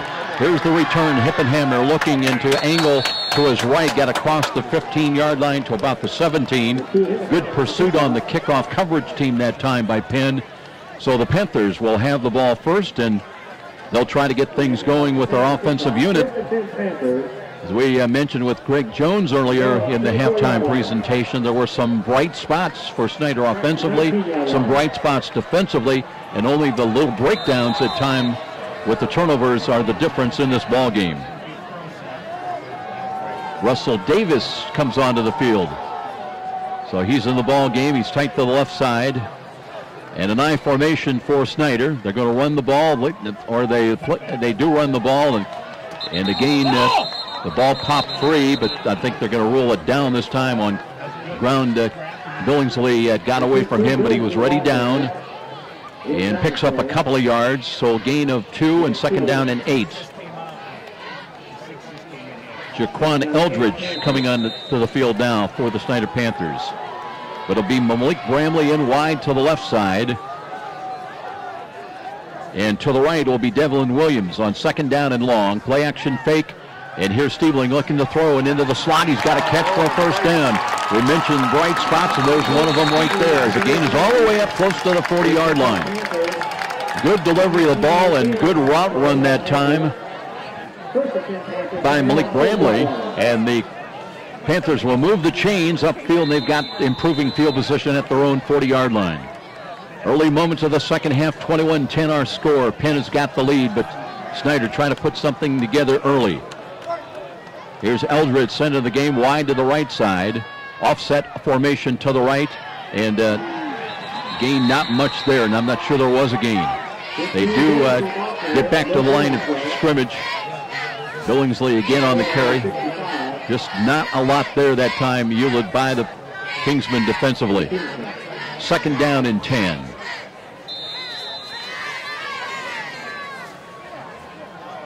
Again, it's Wonkhouse bringing them up to the line of scrimmage. Stiebling's going to set up out of the pistol alignment. He's got a fullback offset to the right side. He'll roll to the right, buying some time. Here's Stiebling looking, and pulls it down and runs, gets what he can. And was there a late hit out of bounds? Don't see a penalty flag here on the near sideline as he'll bring it up across the 45 to about the 46-yard line. So a third down call coming up for the Panthers. They try to reach midfield on this snap of the ball. They need a long 4. That big game down in Indy going on. Purdue has scored to tie it up at 7-7. Notre Dame and Purdue. Here it's 21-10 in favor of Penn. Again, Bramley lined up wide to the left side. He's got the single coverage out there defensively. Stiebling looking that way. Looks over the middle. Now throws the ball, and that one is thrown well short. Looking down the right sidelines, but I don't know, that might have been a miscommunication on the route. As trying to drive down was Hippenhammer, but that ball was thrown short around the 35-yard line of Penn, so it'll bring up fourth down, and Snider will bring on Trent Morgan to kick the ball away. Morgan will wait for the snap back at the Snider 30-yard line. One back in punt return for Penn, and that's Nate Miller. Here's a good snap. Rush is coming. The kick is away. High, wobbly ball. Miller calls for fair catch, and he gathers that in at about the 26-yard line. So some great moments to start the second half for the Snider offense, but they cannot convert on third down. So they have to punt the ball away, and now the Penn Kingsmen offense will come onto the field. Big offensive line, we talked at the start of the ball game, averaging 281 a man tackle to tackle. And here we go now. Two wide to the right, including Bryce Verdi. Nate Miller out there as well. He's the slot receiver. And Camden Bone, the quarterback out of the gun, looking to hand the ball off. And on a little counter run to the right, that was Tim Pletcher. Pletcher trying to run to the right side off tackle and following. And why not? You got a 6'5", 6'6", 305 right tackle senior in Payne McCaskill trying to, he does fill out a uniform. And that's a gain of 5 on that run by Pletcher. Second down and 5. They'll stay with two wide to the right. And that'll include this time Mitchell Whedon. Panthers come up on the weak side to the right in press coverage as Bone out of the shotgun pulls the ball back and rolls to his right, being pursued, throws downfield, and that one is incomplete. It was underthrown, intended downfield for Whedon, and Snider had a chance. I believe that was Bates over there that tried to jump the route, but the ball died too quickly, and he never had a chance to make a play on the ball. Does stop the clock with 9:19 remaining in the third quarter, bring up third down and 5. Penn trying to get out across their own 36-yard line. Dominic Swatter in the secondary right now. Dominic against Northrop. Last week he had 3 tackles, 1 pass broken up, but he also recovered a fumble. Now 3 wide to the right for the Kingsmen. Bone out of the gun. He's got a protector to his right. Play action fake. No, he hands the ball off, and a big hole into the secondary 4:45. And it's a run by Tyler Carpenter, and he angles out of bounds deep into Snider territory inside, right around the 30-yard line. Little counter run that time, the handoff, counter run to the left. And the speedy Tyler Carpenter, senior at 6 foot, at 180 pounds, gobbles up some big real estate to give them 1st and 10. They mark him out of bounds at the Snider 33-yard line. So they move the chains as the play clock running already. And Bone in the huddle on one knee. Now has the play called, and they'll bring Tim Pletcher back in. This time they have the 2 running backs in, flanking either side of Camden Bone. Bone waiting for the snap out of the shotgun, looking and hands it off. And no, he keeps it. He does hand it off. That little counter run to the right side. Snider stayed at home on the weak side to their defensive left side and give up a couple of yards. They'll spot the ball at the 31-yard line of the Panthers. Snider really in a position down 11 where they need a stop here and would love to force a turnover.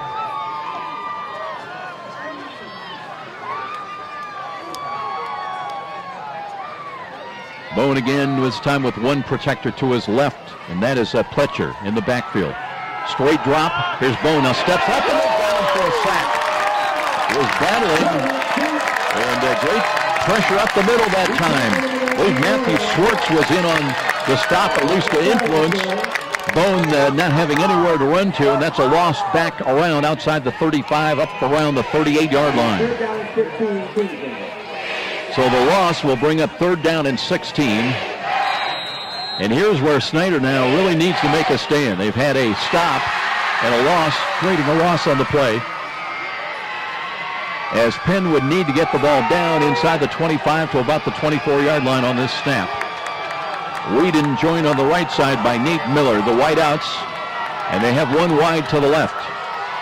Bone again, running to throw. Time in the pocket, throws over the middle. He's got a man out there. The catch is made on target for a touchdown. Good route run, the deep post pattern by Nate Miller. So a big play, 38 yards on 3rd and long, and points on the board once again for the Penn Kingsmen to extend their lead out to 27-10 at the 7:37 mark.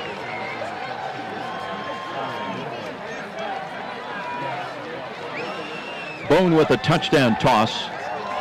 Came in, started the game with 6 touchdowns for the year, through the air, passing touchdowns. And Nate Miller on the catch. That is his 5th pass receiving touchdown in the year. Hancock on to try to make it a 28-10 ball game. He is a left-footed kicker. The holder is Dominic Mayer. Here's this hold. Hold looks good. The kick is long enough, and it's through the uprights. So add a point to the Penn Kingsmen total. They're up 28-10. They lead it by 18 on Snider, ranked number 1 in 5A in both polls. We'll be back with more. This is IHSAA football on Fox Sports, 1250 The Ticket. The market goes up, the market goes down. And if you're a typical investor, you may use phone games and get corrected. One to buy, one to sell. That can be expensive and it's costly. Well, what if there was a local company with tons of investment experience that you take some of the guesswork and worry out of investing? The name is Snider, specializing in individual portfolio management. People can help reduce the risk and worry of investing, building you a portfolio of quality, performance stocks and bonds. Give people a call at 260-459-3989. And now, back to the stadium with Joe Parson and more IHSAA football on Fox Sports 1250, The Ticket. Well, misfortune for the Snider Panthers on 3rd down and long. They were hoping to force a 4th down call and maybe get the ball back. And not only do they give up the 1st down, but they give up the deep post touchdown pass, and they trail now by 18. Time to go back to work. Here's a deep end-over-end kickoff again, this time tailing off to the right side. And it's taken by Bates. Quick step down the left sideline. Got some running room as he's all the way across the 40 to the 45 and up short of midfield. Jesse Bates picking him up, laying him down with a good kickoff return. It'll be excellent field position for the Snider Panthers as they will have it 1st and 10. Let's see if they say he stepped out of bounds back around the 42-yard line. Nonetheless, very good return and good field position for Isaac Stiebling to try to work with on this series.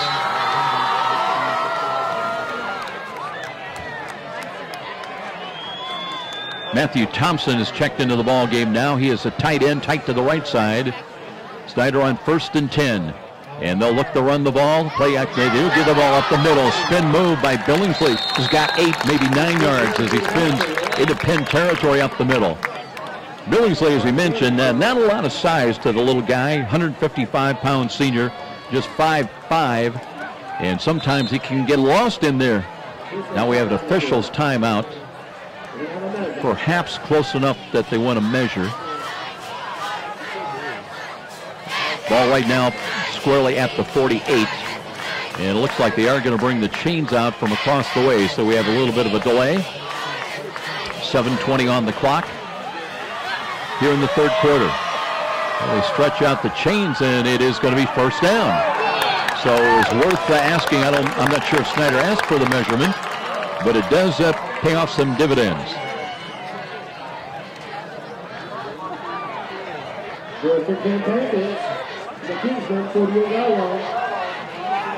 So 1st down for the Snider Panthers. Now into Penn territory.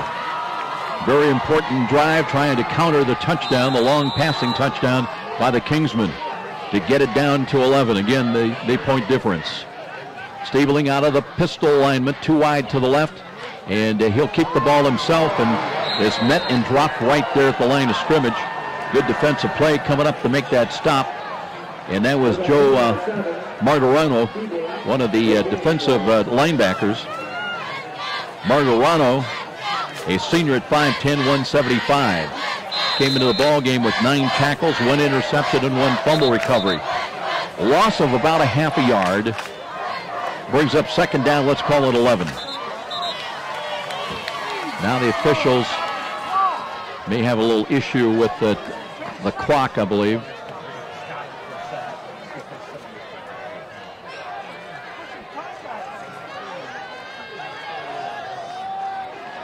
Some communication from the referee and the officiating crew on the Snider bench side. But it looks like they've got that squared away. It might have been a sideline warning. Play clock stopped for a moment. Now it's 20. And 2nd down and long. Stiebling looking, wants to screen the ball, does get that ball, and trying to make a move. That's Billingsley, but well bracketed, well defended, and he's going to lose another yard. Again, Margarano slid over from his linebacker spot and had some help from his friends. So now 3rd down and 10, so they do we're back to the original line of scrimmage, but it's at just outside the 48-yard line, and they've got to get to the 39 on this 3rd down and long call. Bramley's made some big plays tonight. He's lone wide to the left. Stiebling out of the pistol again, looking. Wants to throw, steps up in the pocket, looking, now runs late and trying to dive. He's short of the 1st down. The knee hit back around the 41, I thought. They're going to mark him down right about there. It'll be 4th down and 1, and you raise the question now. With 5:48 remaining in this third quarter, trailing it by 18, are you in a situation? Oh, no, they move them back to the 42-yard line. So it's going to be 4th down and a long 3, closer to 4 yards. Well, they bring in some of the big troops. Lucas Isley coming into the game, and now I think they've changed their mind and will punt the ball away. If they were thinking originally, like I was, that maybe it was 4th down and a couple of yards, they might have been tempted. But now they bring in Trent Morgan to punt the ball away, and he hits it at the 45, takes a little bit off of it. It'll hit and take a bounce, a Snider bounce inside the 15 to the 10, and rolls to a stop around the 9. So the Panthers force Penn back deep in their own territory at the 9-yard line. It'll be 1st and 10 for the Kingsmen. They're on top here at 28-10 with 5:02 remaining in this third quarter. Looking ahead to our schedule next Friday night, our Football on Fox Friday Night Light special will take us to Carroll High School. As the Chargers have been playing well this year, they'll take on East Noble. That'll be a 7 o'clock kickoff, and our pregame begins next Friday night at 6:45. Here we go. Full house backfield for the Kingsmen. Now they're going to try to manage the clock and run the football as Bone hands the ball off, and they'll keep it on the ground. There's a gain across the 10 to about the 11. So I'll call it a pickup of a couple of yards. Now they may move that ball up to the 12-yard line. They do. So a gain of 3, 2nd down and 7. First time we've seen that full house backfield with 3 running backs back there. And Bone on bended knee in the Penn huddle. Now breaks it out to, brings his team up the line of scrimmage. Now they go back to the shotgun formation with a protector to the right side of Bone. Bone takes the play clock down to 7, keeps the ball himself. Quarterback draw running to the right. He's got a 1st down, looking to get out of bounds, but tripped up. He crossed the 25 and got out to the 26-yard line. Well, they fake the dive, handoff, and then on the quarterback keeper play on that read option, runs to the right side, and they'll move the chains for a Penn 1st down.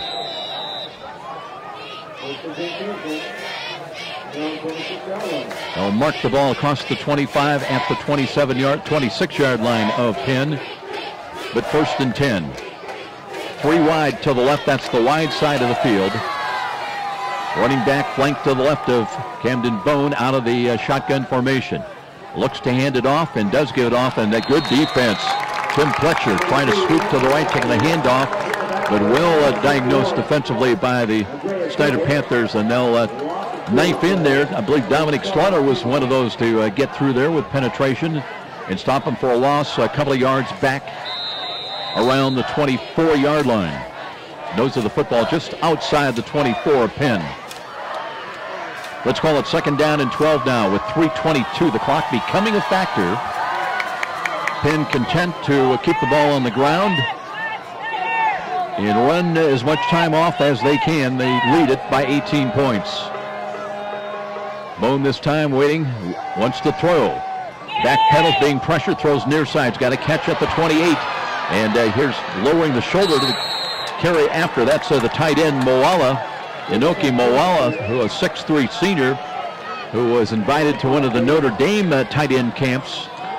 And a good run after the catch. He brings it across the 40 to the 42. The story on Moala is that he works both sides of the ball.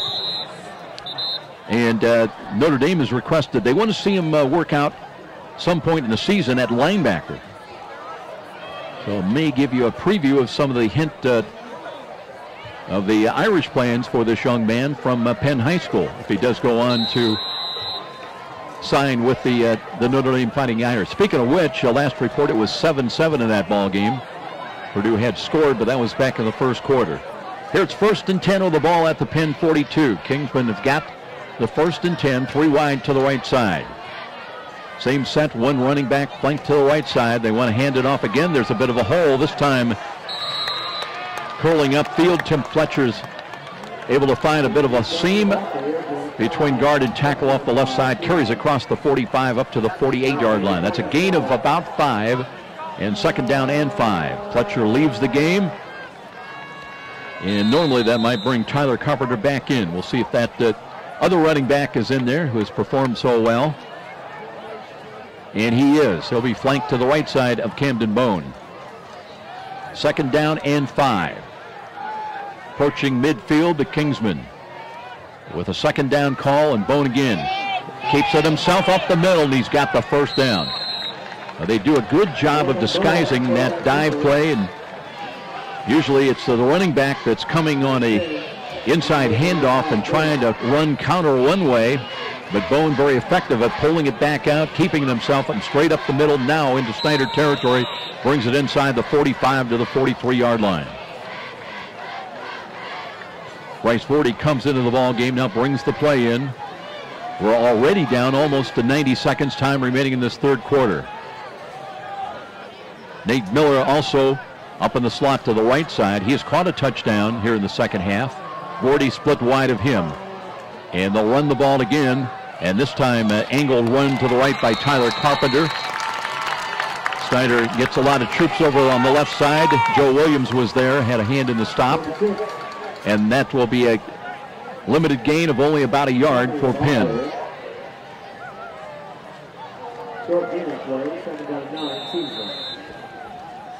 Clock about to reach 1 minute, time remaining in this third quarter. 28-10 in favor of the Kingsmen. Here they come up the line of scrimmage once again. Two wide to the right. And they will split Moala this time wide to the left side. Right now uncovered, but coming over, Slaughter will pick him up defensively. Here's the quarterback run quickly, and Bone into the second level again as he breaks it inside the 35 of Snider and down to the 30-yard line. Quick hitting play by Camden Bone. And more we see the quarterbacks, both quarterbacks using that read option, and Bone brings it to the 31-yard line of Snider. Sort of a wear-down factor when you get into the second half. They just keep pounding and pounding away. Now we're inside of 30 seconds, time remaining late in this third quarter. Kingsmen coming up the line of scrimmage once again. This time the running back is offset a little bit, flanked behind Camden Bone. And he wants to throw. Looking, dancing. Dancing's got time to make decision. Throwing the left corner. He had a man with a step.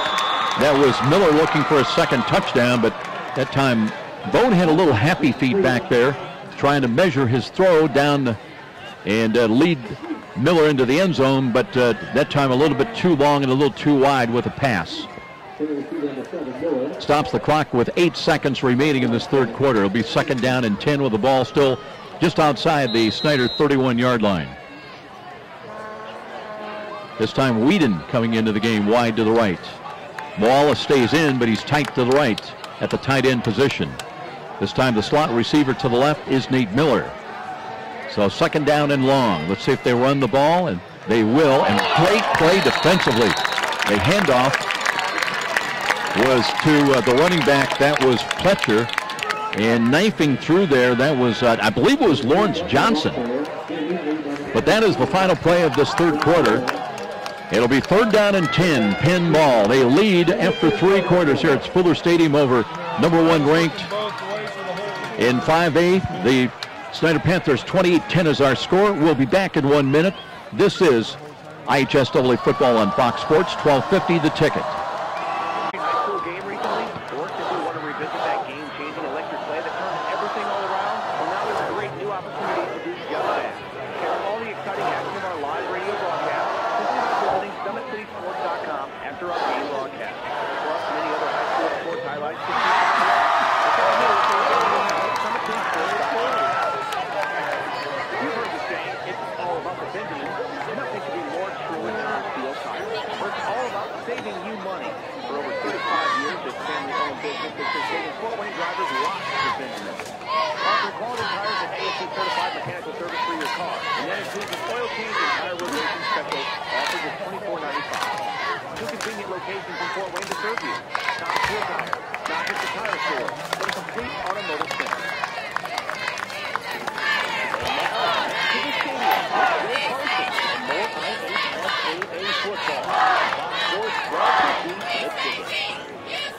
Big third down call coming up for the Penn Kingsmen. Good play defensively by the Panthers. That puts a Penn in a 3rd and 11 situation now.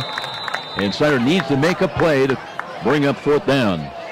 Well, both these teams at home next week. Panthers return here at Fuller Stadium. They'll host the Concordia Cadets. And the Kingsmen home next Friday night. They'll face South Bend Clay's Colonials.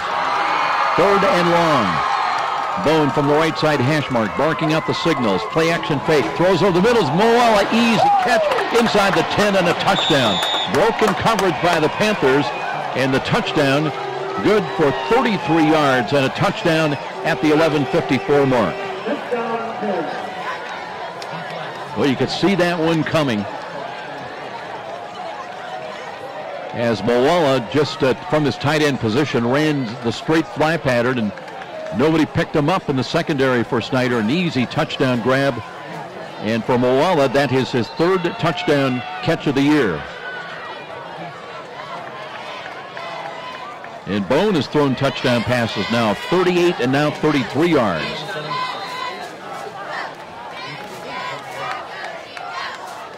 Hancock on to attempt the extra point and trying to make it a 25-point advantage for visiting Penn. Left-footed kick is tailing off a little bit. That one is wide left. It is not good. So it'll keep it, the difference at 24 at 34-10 with a timeout here at Spooler Stadium. We'll be back with more. This is IHSAA football on Fox Sports 1250, The Ticket.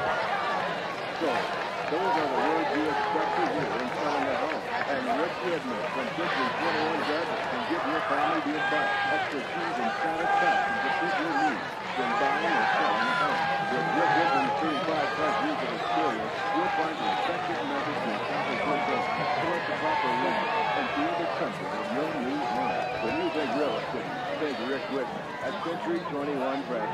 260-704-6565. 704-6565. Be sure to ask for Rick. And now, back to the stadium with Joe Parsons and more IHSAA football on Fox Sports 1250, The Ticket. Well, the Penn Kingsmen have taken over control of this football game.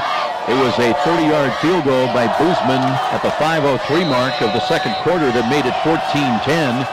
Snider had come back within 4, but now the final 20 points of the ball game have been scored by Penn, and they lead it 34-10. Hippenhammer looking, leaps for a ball. He's got it at the 5, works to the right side, 10 across the 15-20, runs out of room on the Penn sidelines, and brings it across the 20-yard line up to about the 24. Let's see where they mark that ball, see where he actually stepped out of bounds. But the Snider Panthers now needing instant points now in the final 11:43 of this ball game. They trail it here at home by 24 points. Panthers going to huddle up their offense. And let's see, apparently there was a penalty flag as well. Snider's hurt themselves tonight with some penalties. That'll back them up inside the 15 to about the 14-yard line.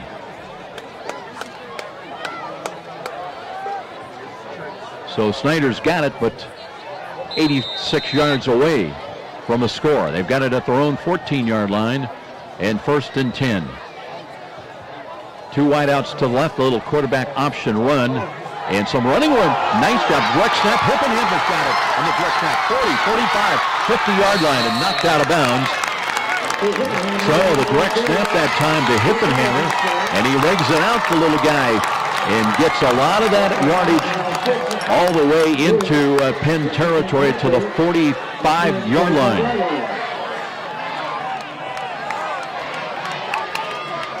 That's a 41-yard gain by Hippenhammer.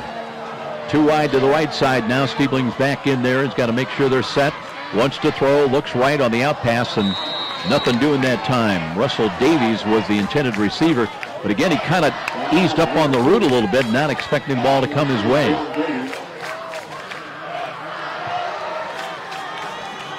Stiebling quickly back to the line of scrimmage. All the clock stops on the incompletion.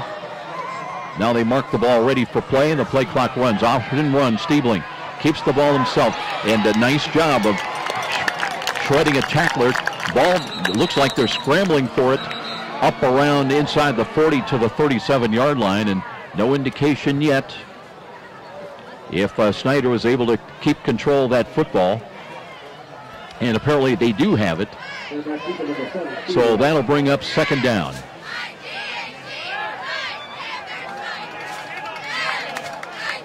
Stiebling getting up off the bottom of that pile. And I thought maybe limping just ever so slightly, but he's going to stay in there. Actually, it's going to be 3rd down, and let's call it 3rd down and a long 3. But the Panthers almost in a situation where there's a penalty flag thrown. The catch is made by Bramley. Bramley looking to get inside the 33 to about the 32-yard line. Have to get to the 30 to pick up the 1st down, but we'll check the penalty flag thrown on the near sideline. Procedure, the call against the Snider Panthers. Well, we talked about earlier the factor of the turnovers, but also penalties have been a big factor, and a number of times they've been backed up inside their own 20-25-yard line because of penalties back around the 15 or worse. So that'll move the ball back. It'll still be third down. Or check it that it's going to be second down and 8 with 10:55 remaining. Stabling in time in the pocket, throws over the middle, and that one short hopped in and incomplete. That one may have slipped off the hands a little bit, trying to find Devlin Williams, 6'6" senior, at around the 30-yard line. But now it is third down and 8.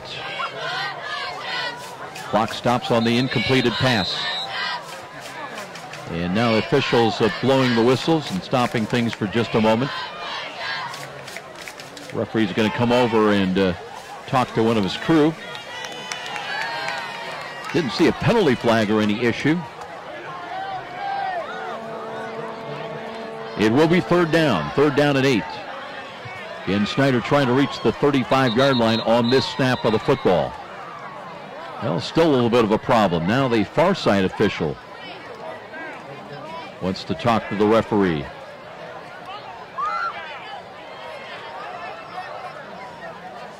Interesting line of scrimmage. The tackle out there, Sean Englert, trying to get his coach's attention to something across the defensive line. And there's still going to be a discussion here. So we've got to have an officials timeout. Now they're going to bring all the stripes in. And I think it goes back to that penalty.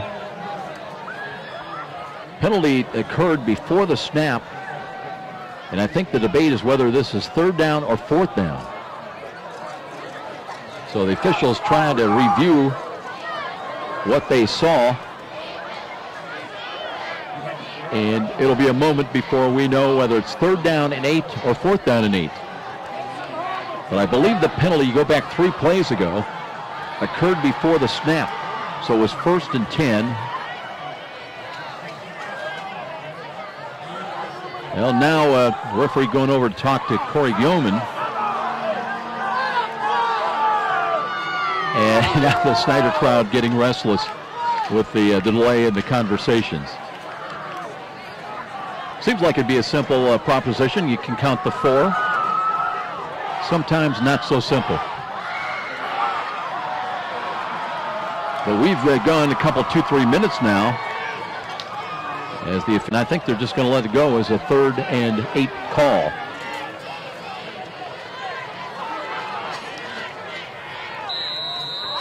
So we'll see how Snider reacts to this delay.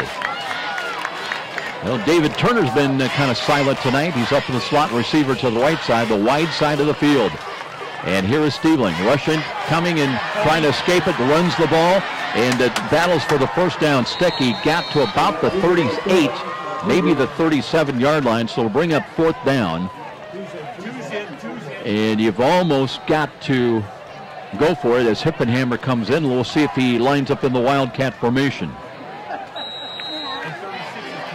Desmond Davis also coming in. Billingsley checks out of there. So it'll be fourth down and about a long 3. Panthers trying to reach the 35-yard line with 10:14 remaining and the clock moving. So they need a long 3 on this call coming up. Hippenhammer will take the snap, barking out the signals, and now he rolls to the left side. Does he want to throw? He's being pursued, throws late. He's got a catch on the near sideline. They got a foot in bounds, and that was Bramley. Bramley makes the catch, and they've got a first down. And I'll tell you, or do they? They're going to rule him out of bounds. The Penn coaches came pouring on in the field celebrating. I thought it was a catch. I thought he had a foot in bounds. Apparently not. So the fourth down bid fails, and Penn will take over the football. They'll have it first and 10 at their own 38-yard line. That was awfully close. Bramley came up with the ball, and it'll be interesting to watch it on the film to see if he did get a foot in bounds, but the officials ruled it off. And it'll be first and 10 at the Penn 38-yard line for the Kingsmen. Well, sometimes it is a game of inches. And now Bone trying to run a lot of clock off with 9:56 remaining. 2 wide to the right. You expect him. He'll call his own number, trying to follow a lead block to the left. and trying to stay in bounds as well as he brings it across the 40 up to about the 42-yard line.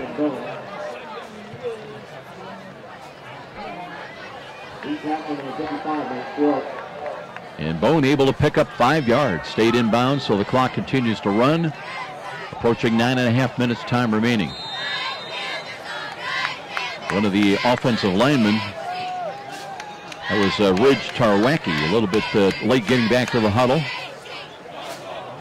But now they've come up to the line of scrimmage once again. Bryce 40, one of the wideouts to the near side. But again, Bone looking to call his own number, and he's into the second level, and he's got a chance, one man to beat. They wrap up on him, but not before he reaches close to the Snider 30-yard line. Coming in there was Jalen Fowler from behind to catch up to him, but not before it's a big gainer by the quarterback, Camden Bone, and he brings it right to the 30-yard line of the Snider Panthers. 1st and 10 for Penn. And they have run that play to perfection a number of times tonight. The little dive fake of the dive play, and then quarterback read option, keeping it and running it for big results. Clock moving again now with 8:44 remaining. The running back is Tim Pletcher, flanked to the right side. They've got 2 running backs in on sweep coming up. And here's Tyler Carpenter. Carpenter shreds it, tackle, and carries inside the 20-yard line down close to the 18-yard line. Panthers had him from behind for a moment, but they just couldn't finish and wrap up on the play. So they'll move the chains yet again. Another first down conversion. Anoki Moala stays in, and he'll be tight to the right side on this snap of the football. 2 running backs in there, flanked either side of Bone. Tim Pletcher to the right. Now motioned by Moala. It sets up tight to the left side. Had an uncovered receiver for a moment. Here's a run, angle run to the left side by Pletcher.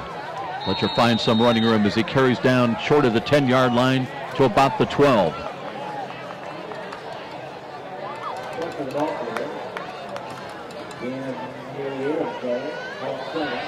Right now a 34-10 lead by the Kingsmen. Came into the ball game averaging about over 44.5 points a ball game. They had 57 in their win last Saturday. Game that started against Elkhart Central on Friday night, but delayed and resumed on Saturday morning. They won that ball game 57-21. That was the most points they've scored this season. Right now they've got 34 on the board and driving again on 2nd down and short. Bone out of the gun, and option hands the ball off, and not much there. That time Snider stiffens in the middle as they pinch inside and stop it for no gain or little gain to bring up 3rd down. But the Panthers running out of time on this short end of this 34-10 score. Maybe a yard gain to the 11. About the length of a football, that's about it. But it's 3rd down and a long 2. Penn taking as much time in the huddle as they can with still 12 on the play clock. Now they just come up to the line of scrimmage. And they'll work unbalanced up a slot as Moal to the left side, the short side of the field. Under center is Bone. Bone looking on the straight ahead carry, and the gain is inside the 10 to about the 9, and that should be very close to a first down. Tyler Carpenter on that quick hitting play up the middle. Now he's going to be short of the first down by about a yard, a full yard. Nose of the football just outside the 10. They've got to get to the 9 on 4th down, but they'll take as much time. The play clock has not started, so they can take as much time as they want still in that huddle. Right now at 6 minutes exactly remaining in this ball game. 4th and a yard. 2 running backs in. Under center is Bone. Bone ready to take the snap on the handoff. Blitz coming up the middle, calls his own number, and he leans forward. Looks like he's got plenty of forward progress, and will carry down inside the 10, inside the 9 to the 8-yard line. Bone has got a lot of quickness as we've seen him running on the quarterback draws tonight, but also a little bit of power as well. They list him at 215 on that 6'5" frame. So 1st and goal now for Penn. They've got it at the 8-yard line. Nate Miller is in wide to the left. And they're going to put Dominic Moray into the ball. No, check it. That's Voorhees still in there wide to the right. Bone out of the shotgun formation once again with 2 running backs either side. Spin move, hands it off. A cutback to the left. That was Carpenter. Ducks in down close to the 5. Maybe got another yard. They'll say the knee hit right at the 5-yard line. So it's kind of like the paper cuts. They just bleed you to death, slow but sure. With the run game, nose of the football just outside the 5-yard line. And now we're down inside of 5 minutes time remaining.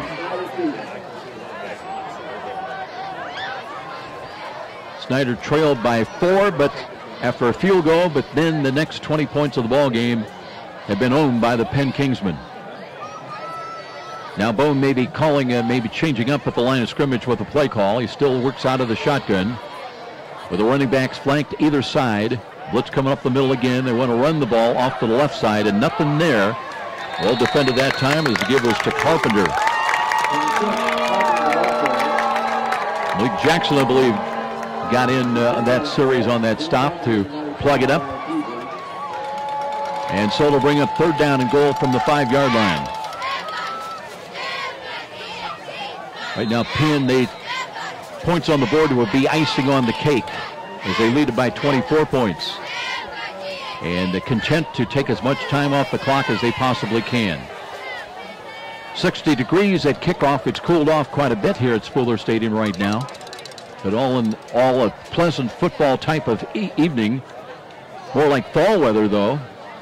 But anything we have, they're going to take the clock down, the play clock to 1 and call a timeout.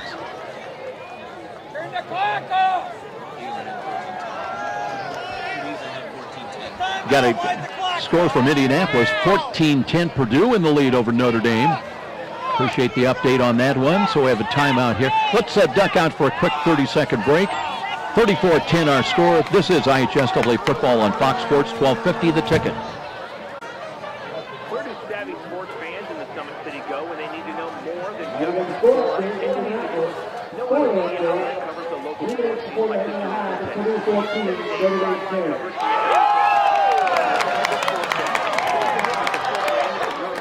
When you need to know the story behind the story, nobody delivers the goods each morning like the Journal Gazette. And even when you're on the go, you can still catch up on the latest sports news online at www.journalgazette.net or for the mobile site at www.gamenews.net. Start your sports day right every day, 7 days a week with the Journal Gazette. You're listening to the high school football game of the week on WGL Fort Wayne, Fox Sports 1250, The Ticket. And now, back to the action with Joe Parsons. Well, the Panthers looking for some moral victory here if they can, trying to stop the Penn Kingsmen from getting into the end zone. 3rd and goal now from the 6-yard line.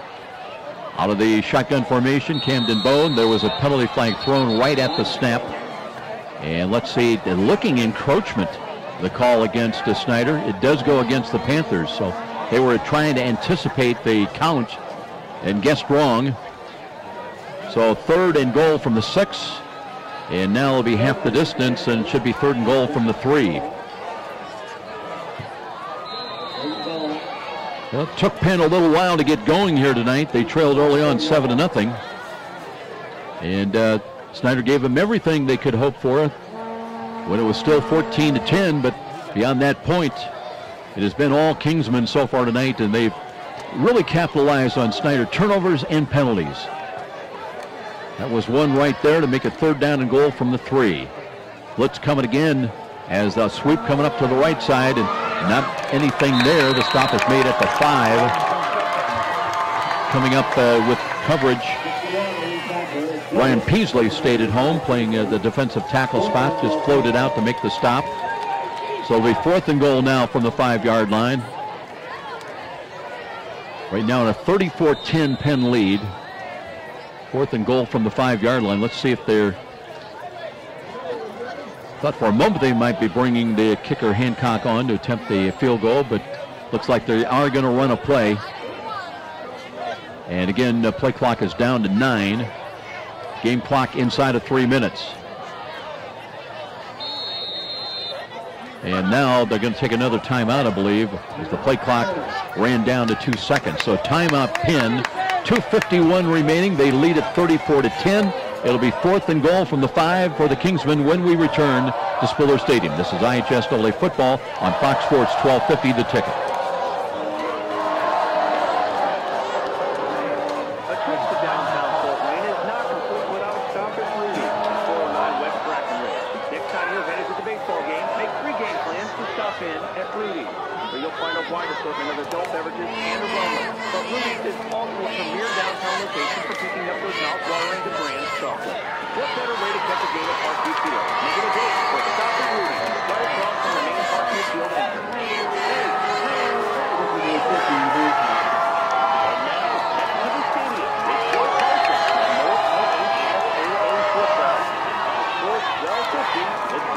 Hancock comes on to attempt a 23-yard field goal, left-footed kicker. A little bit from the right side hash mark. He's got the distance with that left-footed kick, and it's good. 23-yard field goal at the 2:47 mark. Add 3 more to the Penn total, and they extend their lead out to 37-10. We'll be back with more. This is IHSAA football on Fox Sports 1250, The Ticket. It's time. 2014 Battle of the Band. Sweetwater giving away $3,500 in gift certificates to get media exposure on What's Up magazine. Columbia Street West will pay $3,000 in cash prizes. You can get registered right now at the Wood Nickel on North London, or even see Richard at Columbia Street on Friday and Saturday night and sign up in person. The band starts every Thursday night at 9 p.m. with a $5 cover to get into the bar. Do you think your band is the best in town? Then prove it. Be in the 2014 Battle of the Bands at Columbia Street West. And now, back to the stadium with Joe Parson and more IHSAA football on Fox Sports 1250, The Ticket. Extended lead now for the Penn Kingsmen, up 27 points on Snider. And they've scored the game's final 23 in a row. So the Panthers trying to get something going in the late going here to carry over next week in their home game against Concordia. Hancock will kick it away.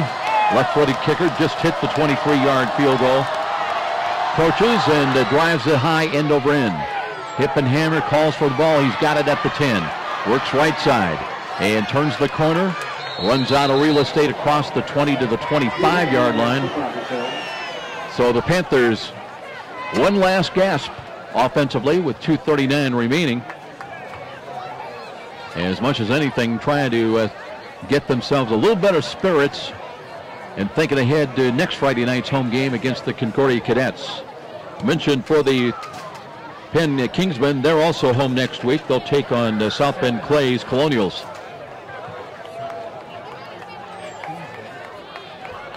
Well, Kurt Tippman was talking before the ball game. This series was tied over the last 30 years at 7-7. And I think all time at 8 wins apiece. But took Penn a little while to get going tonight, but now they've pulled it out to a 37-10 lead. Here's a run up the middle, and there's some running room across the 30 to midfield, inside the 35 to the 25, and it'll be a touchdown run. That one's good for 66 yards. Touchdown run that time by Money Woods. I love that name. What a great name for a football player. Money Woods for 66 yards. One play and a touchdown run, and that will get a little bit more positive thinking for the Snider Panthers. Money Woods to the house. He's money tonight. Time of the score, 2:27. So it took him 20 seconds to answer the field goal and get points on the board. Now the extra point attempt, right-footed kick, end over end on the way, and that is good. Knocked through there by Boozman. So 37-17, that stops the run of 23 straight in a row. And the Panthers on the board will step out, and they'll kick it off, and they'll probably go onside when we return. This is IHSAA football on Fox Sports 1250, The Ticket.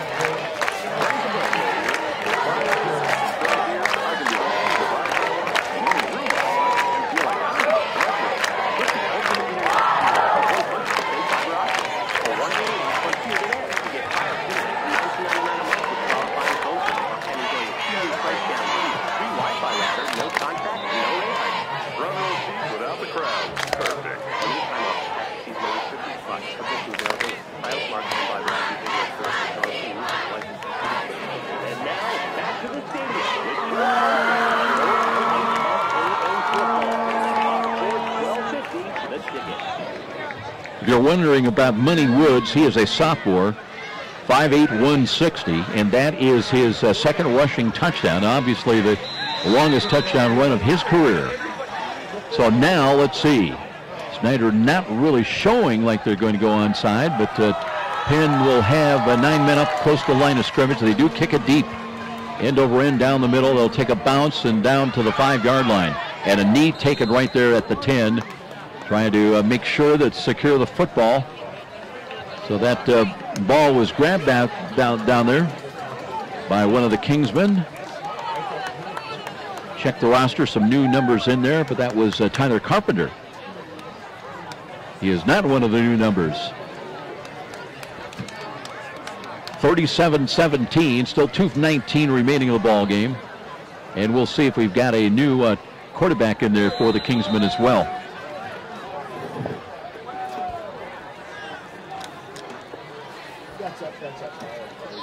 No, it looks like they're going to stay with Camden Bone in there. At 6'5", he's pretty easy to spot.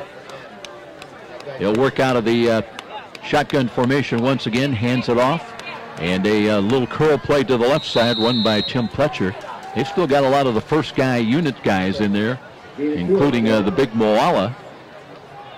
So they keep it on the ground and trying to keep the clock moving as we're approaching 2 minutes time remaining. It's a pickup of 3 yards by Pletcher and brings up second down and 7. Ball's at the 15-yard line right now of the Penn Kingsmen. Well, Miller splits wide to the left, wide out to the right is 40, but you wouldn't expect them to do anything but run the football. Although Bone may be changing their play call at the line of scrimmage based on what he sees defensively. They will hand the ball off, and not much there. Gain is only back, and maybe they did not get all the way back to the 15-yard line. So Snider not quitting on the play. Good penetration across the line of scrimmage again. One of the defenders down in there, Andreas Gilbert. We mentioned his name a couple of times here in this fourth quarter. But now the clock is down a minute 11. Third down and 7. The Panthers would love to have at least one more chance offensively to cut into this 20-point lead. We're down to the final minute, though. Play clock is down to 12. Penn is still huddled up. Now they break out of the huddle, and they're going to send 2 wide to the right. We're at 3, 2, 1. And let's see, did they get a timeout called? They did. That is their final timeout called by the Kingsmen. And it'll be third down and 7 with the ball at the Penn's 15-yard line when we return. 37-17, Penn in the lead. This is IHSAA football on Fox Sports 1250 The Ticket. Trust the doctors of the IPFW Athletics and the Fort Wayne Comet Trust. Aaron Chiropractic is well known for providing quality yet cost-effective care for sports injuries, muscle, or joint problems. They're one of the only clinics in the region to provide patients with pain relief utilizing numerous therapies, including acupuncture, massage, and rehabilitation. Aaron Chiropractic is conveniently located in Northeast Fort Wayne. Find us on the web at aaronchiro.com or call 492-8811 to schedule an appointment. And now, back to the stadium with Joe Parsons and more IHSAA football on Fox Sports 1250 The Ticket. Well, we thought this might be a good game, and it really was. It was a 14-7 ball game until Boozman hit a field goal with 5:03 remaining in the second quarter to cut the lead to 14-10. But then Penn just basically took over control of this football game. They built out a lead of as many as 27 points, and now it's down to 20 with just 46 seconds remaining. Third down call, 3rd and 7 for the Kingsmen as they try to get out across their own 20 to the 23-yard line on this snap.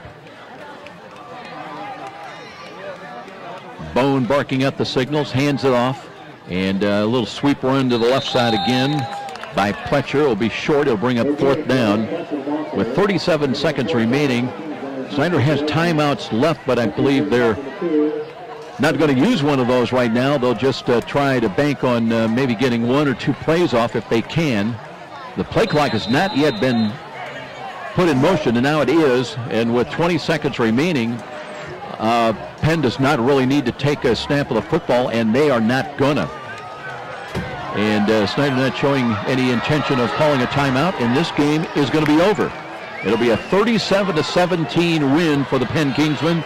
They'll take their record, their number 4 ranking in Class 6A home as they win it by 20 points here tonight on the road. And Snider will fall to 3-1. Would not expect them to fall. They'll definitely fall out of first place in the 5A polls. Coming in tonight, they were ranked number 1 in both the coaches poll and the AP poll. Probably won't fall that far, but they'll now take a record of 3-1 and get ready to host Concordia next Friday night. We're going to take a timeout, and we'll be back with more of our post-game presentation, also the Walburn Financial Management post-game show coming up, and we'll recap the scoring here tonight at Spiller Stadium. 37-17 the final. This is IHSAA football on Fox Sports, 1250 The Ticket. Seasons are changing, so it's the perfect time to finally put into action that fence upgrade to your yard. You know, the one you talked about doing all summer long. Well, AeroFence can help make that yard project get going. An easy, efficient style. AeroFence is a family-oriented business. They've been a Fort Wayne fixture for over 50 years. You know that they've got to be good to be around that long. Aero will design and install your quality treated wood fence. And you can rest assured it won't rot, it won't warp. Or they can design one in elegant ornamental iron. Or give you maintenance-free vinyl or chain link if that's your fence of choice. Residential or commercial, Aero does it all. Give them a call. Toll free at 1-800-879-1398. 800-879-1398. Don't take a chance. Make your fencing choice Aero Fence. 318 Edgewood Avenue on Fort Wayne's near north side. Aero Fence. I am your typical mom. Christy Newhouse for the Parkview Heart Institute. You know, I'm entrenched in my kids' lives. And I eat a healthy diet, and I'm actually probably the last person you expect to have a major heart event like this happen. One day last year, Christy awoke to deep pain in her chest and jaw that later spread to her arms. I ended up going to Parkview ER, and they told me I was having a massive heart attack. Teams from Parkview ER and Heart Institute worked together to save Christy's life, treating the heart attack, restarting her heart after she suffered a cardiac arrest, inserting 2 stents, and equipping her with a wearable defibrillator that was developed in part from clinical research done right here at Parkview. To hear more of Christy's story and to learn the symptoms of a heart attack, go to parkview.com. Parkview Heart Institute. Not for profit, all for you.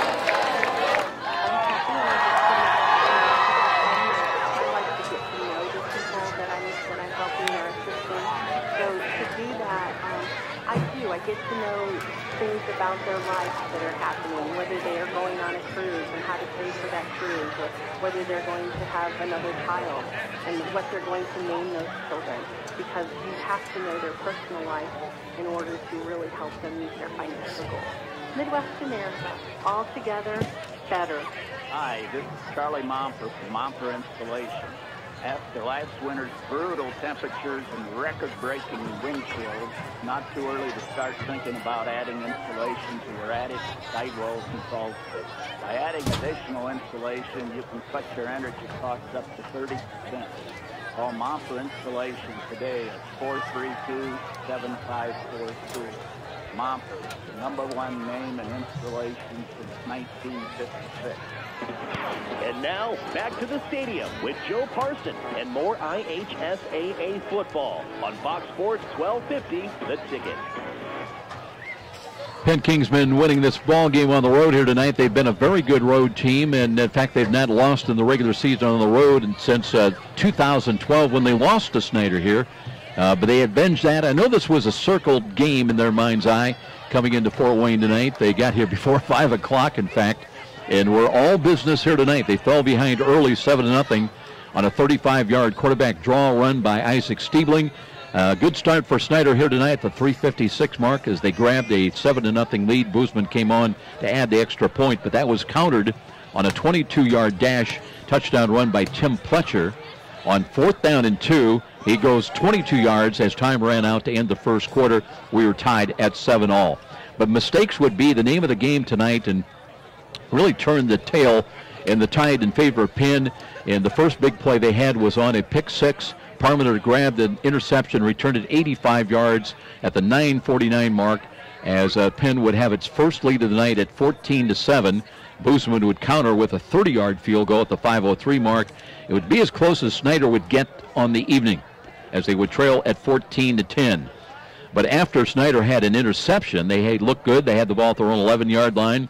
But just a play or two later, a fumble recovery gave Penn the ball back deep into Snider territory, and that would turn into an 11-yard touchdown run by Camden Bone. On 3rd down and 8 call, he runs 11 yards into the end zone at the 1:15 mark to make it 21-10. Bone on the night would run for a touchdown. He would throw for 2 touchdowns. Those 2 touchdowns coming up next. At the 7:37 mark before halftime, he would find Nate Miller on a deep post. It was a 3rd and 16 call, 38 yards for the touchdown to make it 28-10.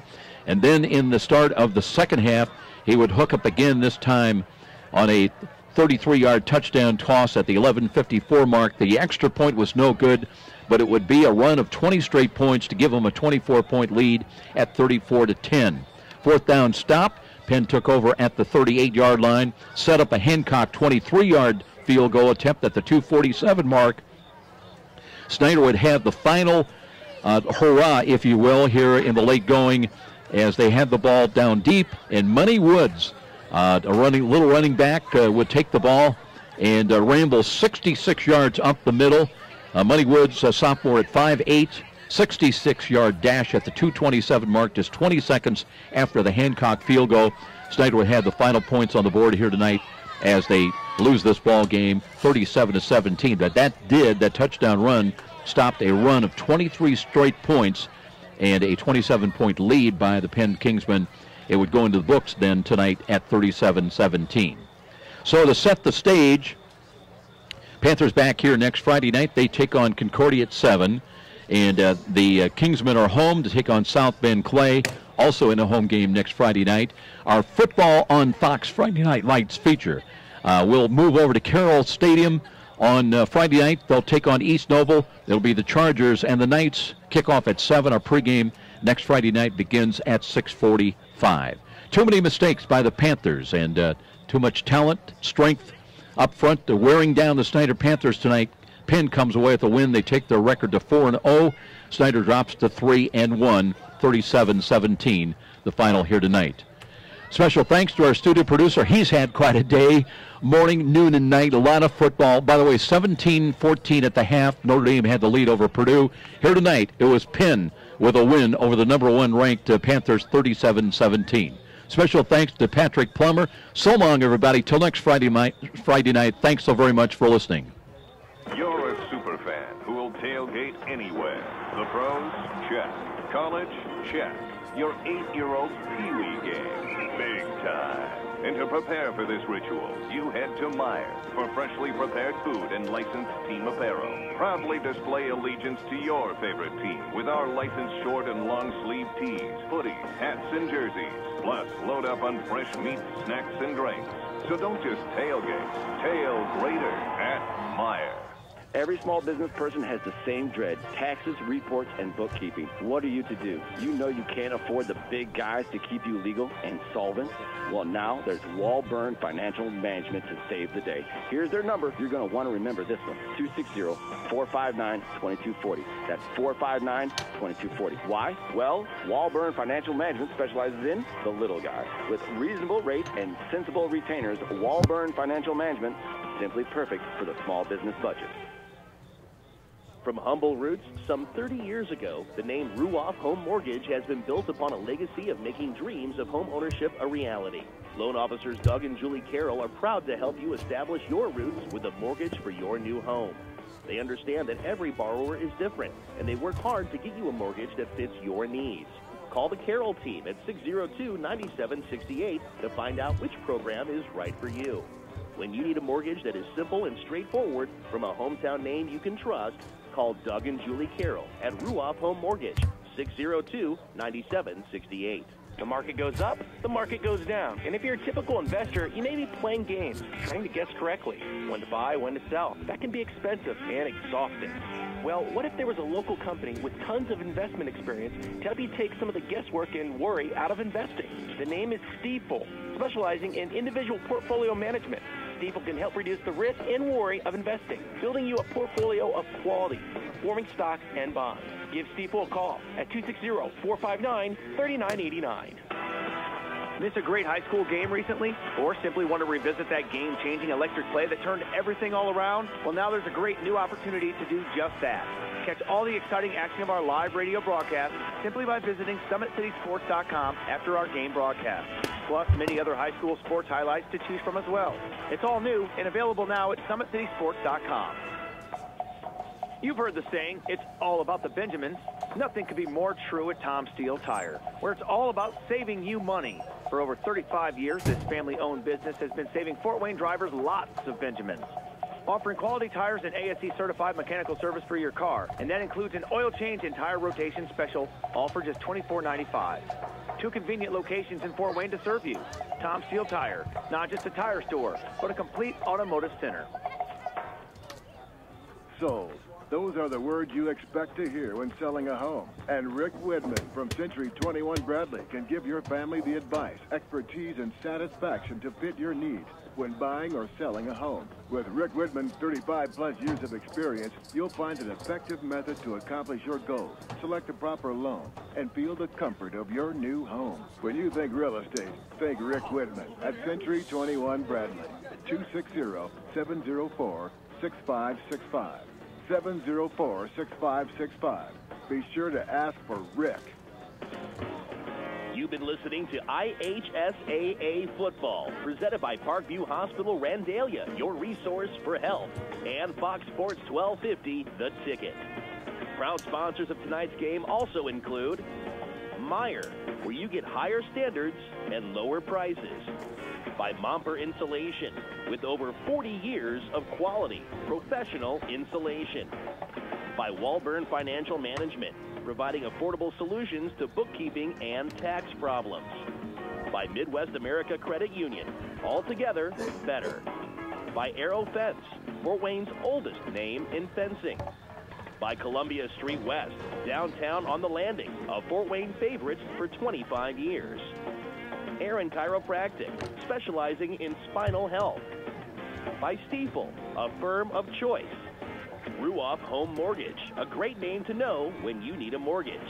And with special promotional consideration by the Fort Wayne Journal-Gazette. Nobody delivers the goods each morning like the Journal-Gazette. And thank you for tuning in for the IHSAA Football Game of the Week, here on Fox Sports 1250, The Ticket. Be the guy that ultimately can carry the team when your top dude goes out.